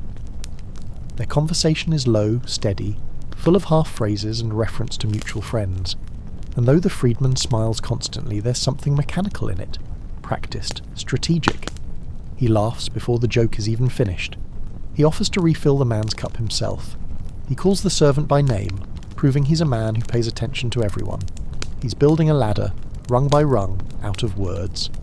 Elsewhere, a young patrician brags about a legal victory, but you can feel the discomfort it brings. A poorly judged boast, too loud, too soon. A senator beside him murmurs a correction in Latin so formal it cuts like a knife. The young man flushes, swallows wine quickly, and makes a show of asking the flute girl for another tune. He is lost standing here, and everyone knows it. No one will say it aloud, but by morning, the moment will be repeated across breakfast tables and porticos like gossip passed between shadows. There's always a hierarchy at play, even among friends. Who arrives first? Who is seated where? Who pours whom a drink? And though the wine may loosen the tongue, it also sharpens perception. Rome is a city of listeners. One misstep, an insult veiled as wit, a compliment given to the wrong person, can shift your path, or end it. A story told tonight, even drunkenly, might be quoted in court 2 months later. A harmless jest may become campaign rhetoric. A misplaced opinion might find its way to the ears of someone with a longer memory than patience. And yet, it's all so smooth, so perfectly dressed in ease. There is no shouting here, no threats, no open confrontation. That's not the Roman way. Ambition is wrapped in laughter. Malice is scented with oil and roses. A rival is praised extravagantly, but with just enough exaggeration to make others suspect weakness. A friend is toasted, and in the very same breath, undermined with a gentle reminder of past debts. These are not men clashing swords. They are dancers, each step calculated, beautiful, dangerous. Even in your own thoughts, you realize you're measuring things differently now. You're watching for who is being watched. You're listening not just to what is said, but to who stays silent. You're becoming Roman. The feast is no longer just food and music. It is positioning, it is negotiation, it is survival, and still it remains enjoyable. That is the genius of it. Rome teaches its children to seek advantage even in pleasure, to find leverage between the olives and the laughter. You look again at the host who now reclines with a cup in hand, his eyes half closed, listening to a story he's heard before. He smiles just enough to appear at ease, but you can see, behind that smile, the tally continues. Who pleased him? Who disappointed? Who will be remembered? Who will not return? This too is a kind of intimacy. The intimacy of politics disguised as companionship. And the feast, for all its sweetness, holds a bitter seed. It is not a deception exactly. It is simply Roman. The night, thick now and unhurried, has passed its peak. Even the wine has grown tired, its boldness softened, its sweetness dulled on the tongue. The air is cooler than before, touched by the faintest breath of dawnless stillness, and across the triclinium and courtyards, the human noise has fallen into something quieter than silence. Not absence, but the hum of limbs at rest, the slow rhythm of breath from bodies loosely scattered across couches and rugs, their hands fallen open, mouths parted in half-dream. A man sleeps with one sandal still on, head tilted against the wall, chin on chest, hair soaked with oil and perfume. Another lies flat on the mosaic floor where he collapsed in a fit of laughing exhaustion, a servant having quietly placed a cushion beneath his neck without waking him. A woman, once draped in silk and gold, now leans against the shoulder of a man she'd barely greeted at sunset, both of them wrapped in a single cloak, their expressions vague and empty, no longer speaking. This is the feast in its final form, not triumphant, not joyous, but surrendered. The evening has consumed them gently, and now it releases them, leaving only the quiet, slow flickering aftermath. The servants still move, but their pace has changed. No longer rushing with pitchers and trays, they now walk like shadows, soft-footed, ghost-like.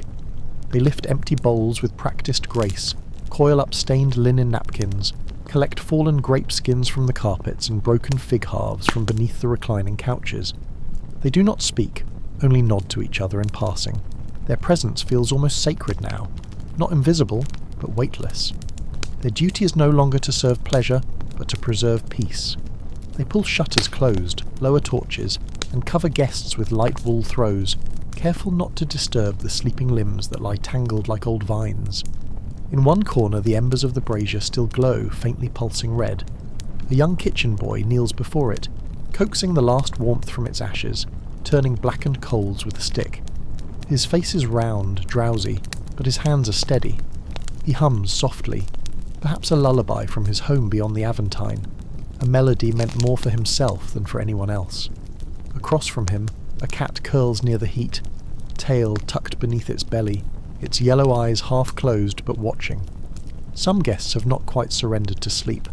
They linger on the edge of dreams, upright but still, eyes glazed, fingers idly tracing the seams of the couch or the rim of an empty cup. One man is reciting lines of poetry to himself, too quiet for anyone to hear, the syllables tumbling from his lips like breath. Another woman sketches something with her fingertip into a bowl of spilled wine, a memory or a map or nothing at all. These are the ones who resist the fade, the ones who cannot stop thinking, even when the night begs them to. And there is the house itself, a villa built to impress, to delight, to shelter and to expose. Now it seems transformed. Its high ceilings echo with a softer kind of presence. Its frescoed walls, once vibrant with painted gods and leaping stags, seem to lean inward, dimmed by oil smoke and fatigue. The marble statues, once bold and bright, now stand solemn in the gloom, their stone eyes less commanding, more watchful. The home, in this hour, becomes ancient in a new way, eternal not through grandeur but through patience. It has seen this night before 100 times, 100 generations of footsteps and spilt wine and laughter turned into sleep. It holds all of it without judgment. You stand briefly, stretching legs gone stiff.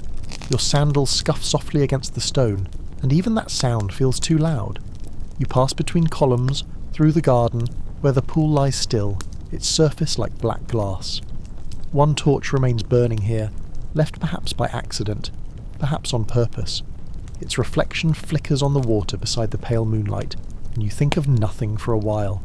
Not history, not power, not Rome, just the air and the silence and the breathing house. And perhaps this too was always part of the design, that after the boasting, the scheming, the indulgence and the seduction, there would come this moment, a great unwinding, a collective sigh, a gathering of people not as citizens or clients or rivals, but as bodies, heavy and human, lulled by food and sound and the warmth of others nearby. There is no more performance now, just the soft collapse of masks, the restoration of ordinary selves. Even the proudest man, even the most sought-after courtesan sleeps eventually, and in that sleep all ambition pauses. A servant passes you again, offering nothing, simply making her way to the atrium with a bundle of extinguished lamps. She looks at you, and there's no curiosity in her face, only calm. She has seen this before. She will see it again. And still, the feast isn't quite over. Its memory lingers in the air, the scent of roasted meat, the distant echo of laughter, the damp sweetness of trampled fruit on the floor. These things remain, even as the guests dream. The night holds them gently, rocking them deeper, further from speech, closer to something quieter than even music. The great hall has quieted, but the villa itself does not sleep, while the guests, heavy with wine and food, surrender to dreams draped over marble and silken cushions. Another world stirs softly in the shadows. The realm of the servants, an existence both unseen and essential, flowing beneath the spectacle of power and pleasure. You find yourself now stepping lightly through this other domain, where every gesture, every whispered breath, every movement is a thread in a larger invisible tapestry. Here, the clinking of silver is replaced by the gentle scrape of wooden trays, the muted shuffle of sandals on stone floors, and the faint rustle of linen as it is folded, carried, or tucked away. The air carries a faint scent of vinegar and crushed herbs, mixed with the lingering aroma of roasted boar and spiced wine. A tall woman moves swiftly but carefully down a corridor, a basket of fresh figs balanced against her hip. She pauses to peer quietly into a guest's chamber, making sure that the light is dim enough, that no one stirs. Her eyes are sharp, but there is kindness in their gaze, a familiarity born of years in the household. She's a steward of this fragile piece, the keeper of the night's secrets.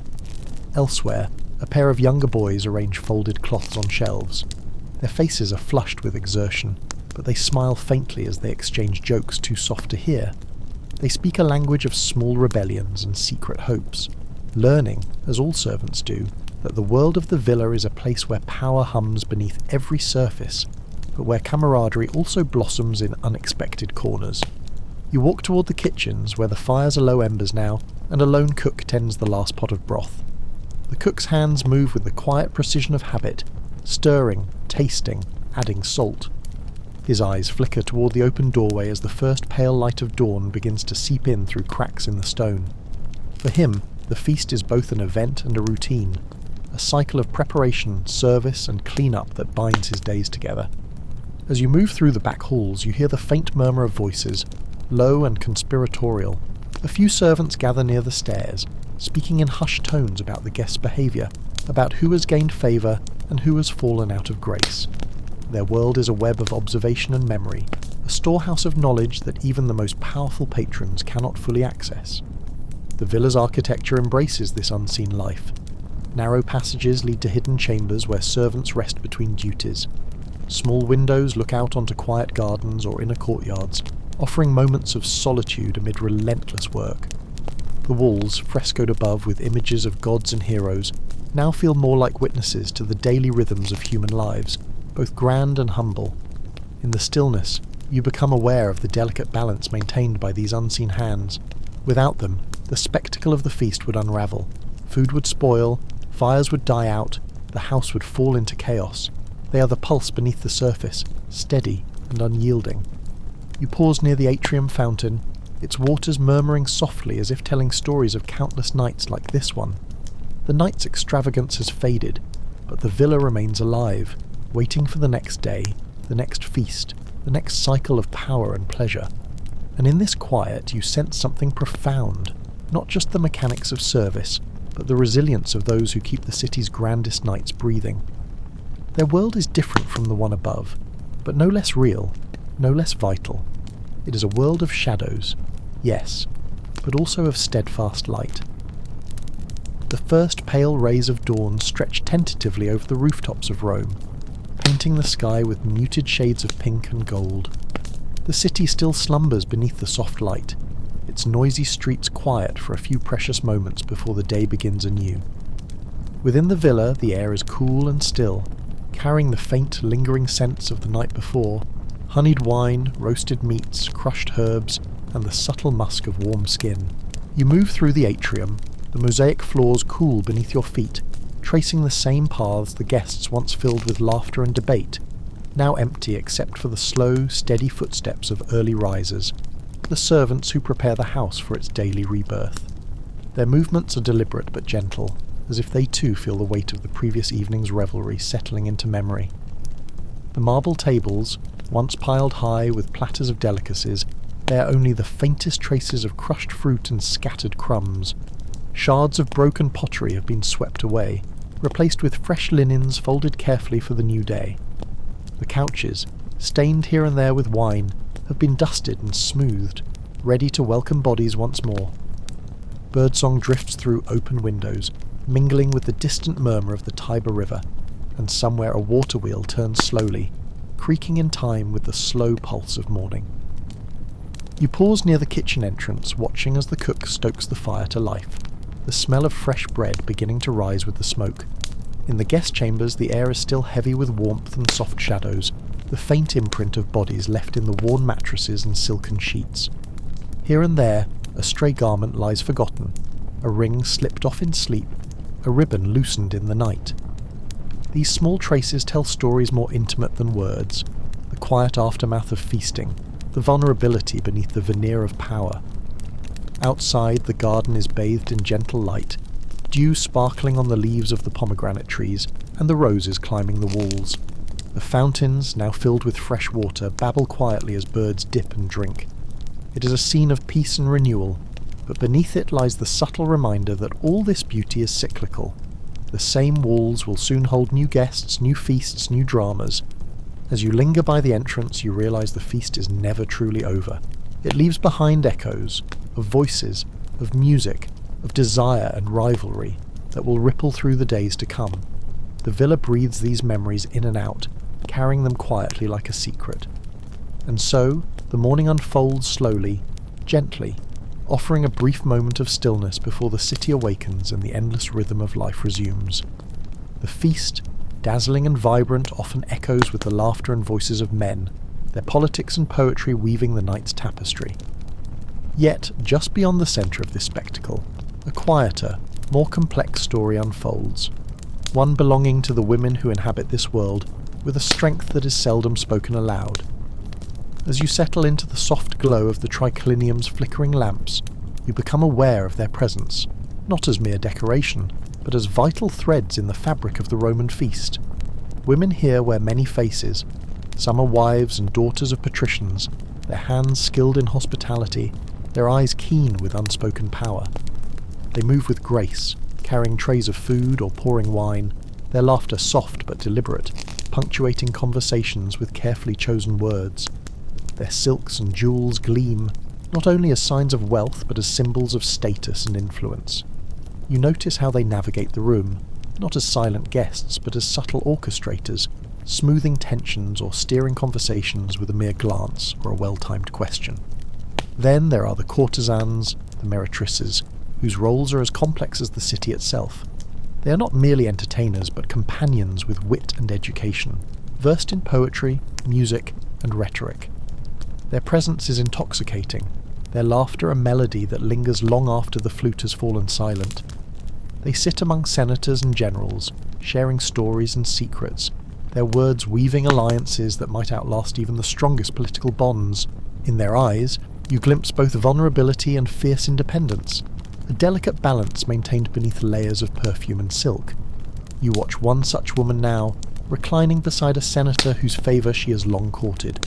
She listens intently, responding with a subtle smile, her hand brushing lightly against his arm, not a gesture of mere flirtation but of calculated connection. Her stories are punctuated with irony and warmth, and you sense that beneath the softness lies a mind sharpened by necessity and survival. Here, in the semi-darkness, she is both muse and strategist. Women's roles extend beyond the feast itself. Behind heavy curtains and closed doors, they prepare meals, manage the household's myriad needs, and even influence political decisions through whispers and counsel. Their power is less visible, but no less real. You imagine the quiet conversations held in the early morning, the letters composed under candlelight, the alliances forged over shared confidences and exchanged favours. And yet, this world is also constrained.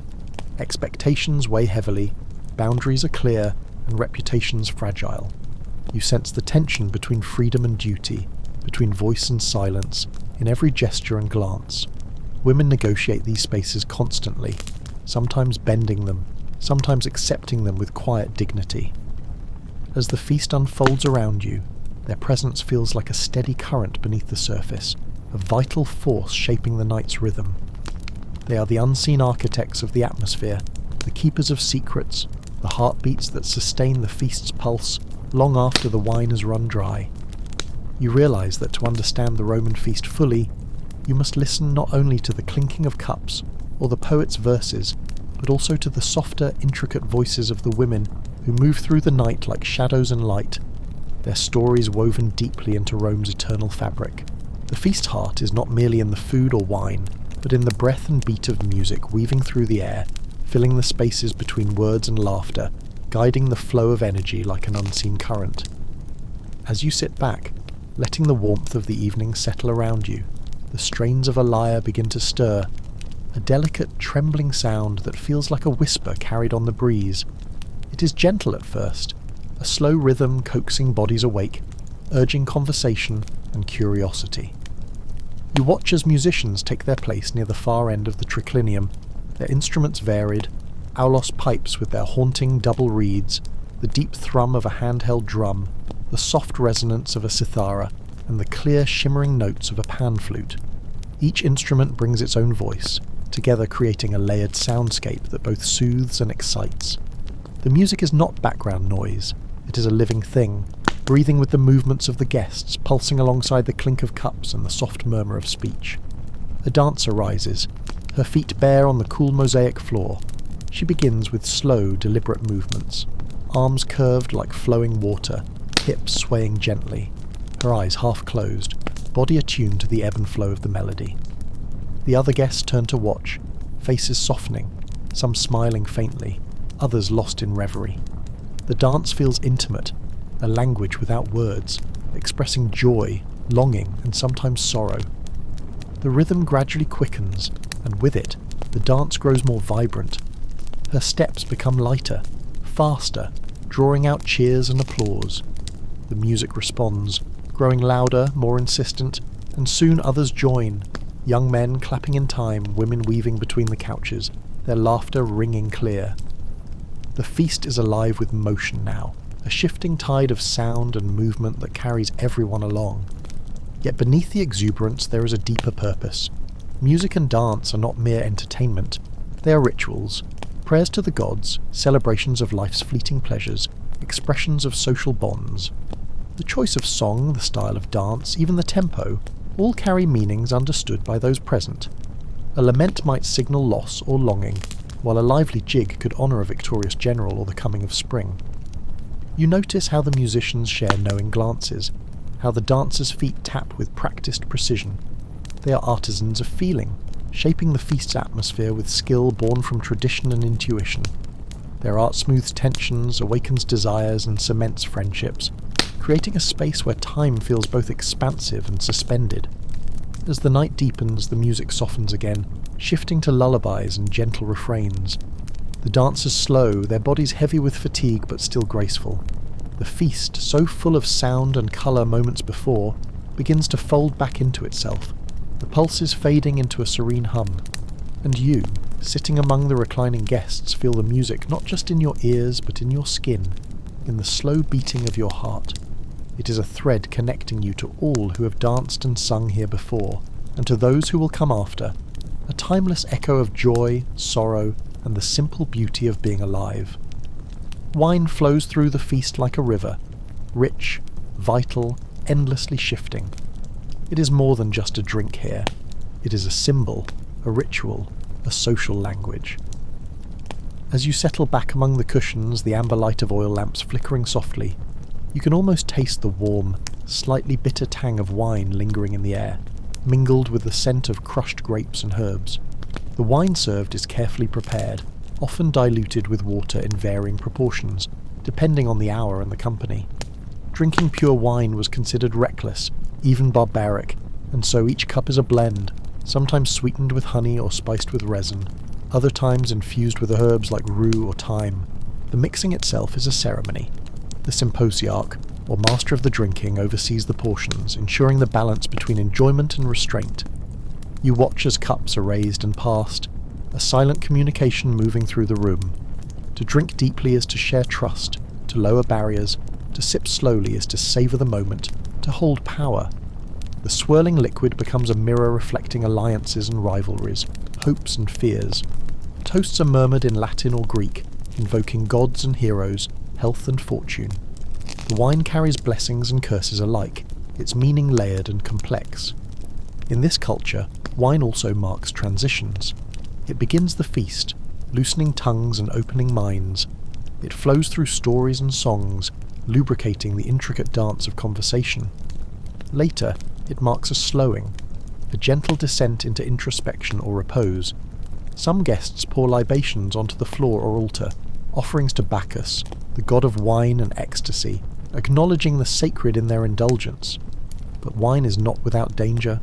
The feast is a place where excess can bloom quickly, where the joy of drink can tip into chaos. You sense the careful watchfulness beneath the revelry, the subtle warnings, the nods exchanged between friends, the servant quietly stepping forward to offer water or bread. To master wine is to master oneself, a lesson written into every cup, and yet, the wine's true power lies in its ability to connect. It dissolves boundaries, between classes, between strangers, even between the living and the divine.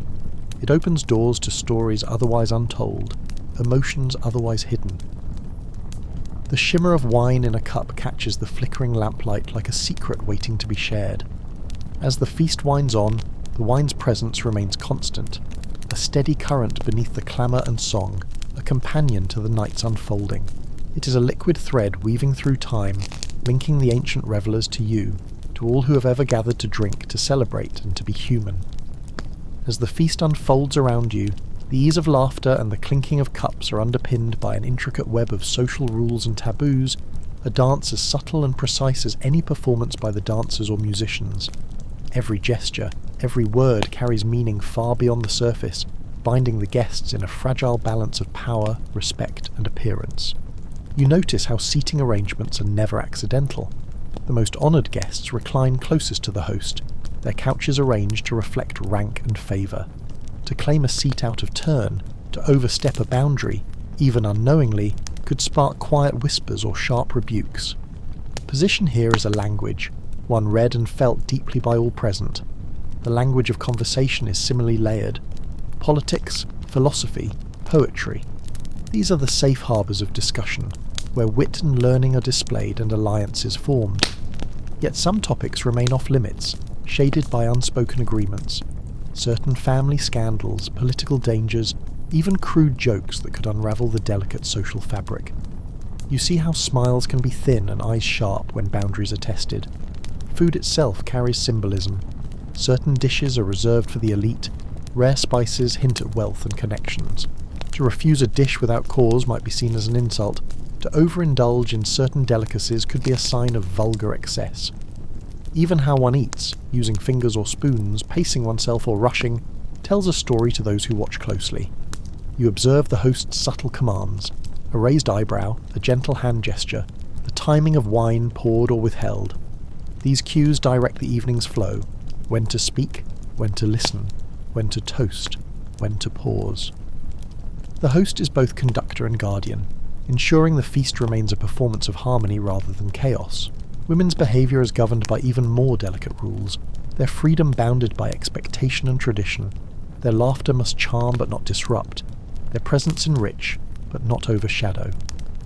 You sense the tightrope they walk, aware of eyes both admiring and judging, their movements choreographed by centuries of custom. And then there are taboos, things not spoken, things to be avoided lest the night turn sour. Topics of death or betrayal may linger uneasily in the air. Certain gods may not be invoked. Some guests may be subtly excluded or barely acknowledged. Breaking these unwritten laws risks not only embarrassment, but damage to reputation and standing. Yet within this strict framework, there is also room for subtle rebellion. Small jokes that skirt the edge, a witty remark that exposes hypocrisy, a glance shared between conspirators. The feast is a stage where every participant plays a part, balancing between the weight of tradition and the impulse for personal expression. You realise that the feast is less about wild abandon and more about mastering the art of control. Control of one's words, one's appetite, one's desires. It is a delicate dance, requiring not only knowledge but intuition, grace, and sometimes courage.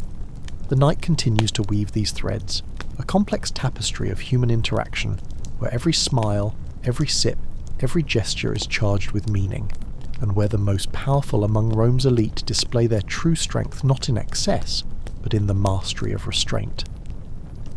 As the candles flicker low and the last murmurs of the feast dissolve into the cool night air, you find yourself lingering on the stillness left behind, an echo of countless nights like this, stretching back through time and forward into memory. The feast, in all its sumptuousness and ceremony, was far more than a moment of indulgence. It was a living expression of Rome itself, a reflection of its values, its conflicts, its hopes. You consider the intricate interplay of power and pleasure you witnessed, the delicate negotiations, the whispered alliances, the rituals both grand and subtle. Each feast was a stage where Rome's elite performed their roles, reinforcing their status and weaving bonds that could shape the fate of the Republic, and later, the Empire. The dining room was as much a political arena as the forum, and every cup of wine poured, every carefully chosen word contributed to the city's unfolding story. Beyond politics, these gatherings were the heartbeat of Roman culture, where poetry was born, music flourished, and stories passed from one generation to the next. They were places where the lines between private and public blurred, where friendships were forged and rivalries kindled beneath the surface of shared laughter and song. You sensed that the Roman feast was a microcosm of the city itself, complex, vibrant, sometimes precarious, yet enduring. The customs and rituals you witnessed, the dining positions, the roles of women, the music, the wine, the social rules, are all threads in a vast tapestry, each feeding into Rome's identity. They reveal a civilization that prized order and hierarchy, yet embraced celebration and human connection. The feast was a momentary escape and a powerful reaffirmation of the social order, an ancient dance between indulgence and discipline. You imagine how these nights, repeated countless times across the city's villas and domus, shaped not only Rome's politics and culture, but also its soul. They created spaces where history was made, not with swords or speeches alone, but with shared meals, exchanged stories, and subtle glances. In the soft glow of oil lamps and the fading echoes of song, the true essence of Rome comes alive, a city built on complexity, contradiction, and the enduring human need to gather, celebrate, and belong. As the dawn promises a new day beyond the villa's walls, you carry with you the quiet knowledge of what it meant to be part of such a feast. How every gesture, every flavour, every note was a thread in a story much larger than any single night, a story that continues to resonate through the ages. As the gentle glow of the Roman feast fades into memory, you carry with you the echoes of laughter, the warmth of shared wine, and the subtle dance of voices and music that once filled those ancient halls. In these moments of quiet reflection, you can feel the pulse of history settle softly around you, inviting a peaceful calm to descend. Now, as you rest, allow your thoughts to drift gently, like the last flicker of a lamp fading into the night. May your sleep be deep and serene, filled with the tranquil echoes of a world both distant and beautifully alive. Rest well, and when you awake, may you carry with you the timeless calm of Rome's evening embrace.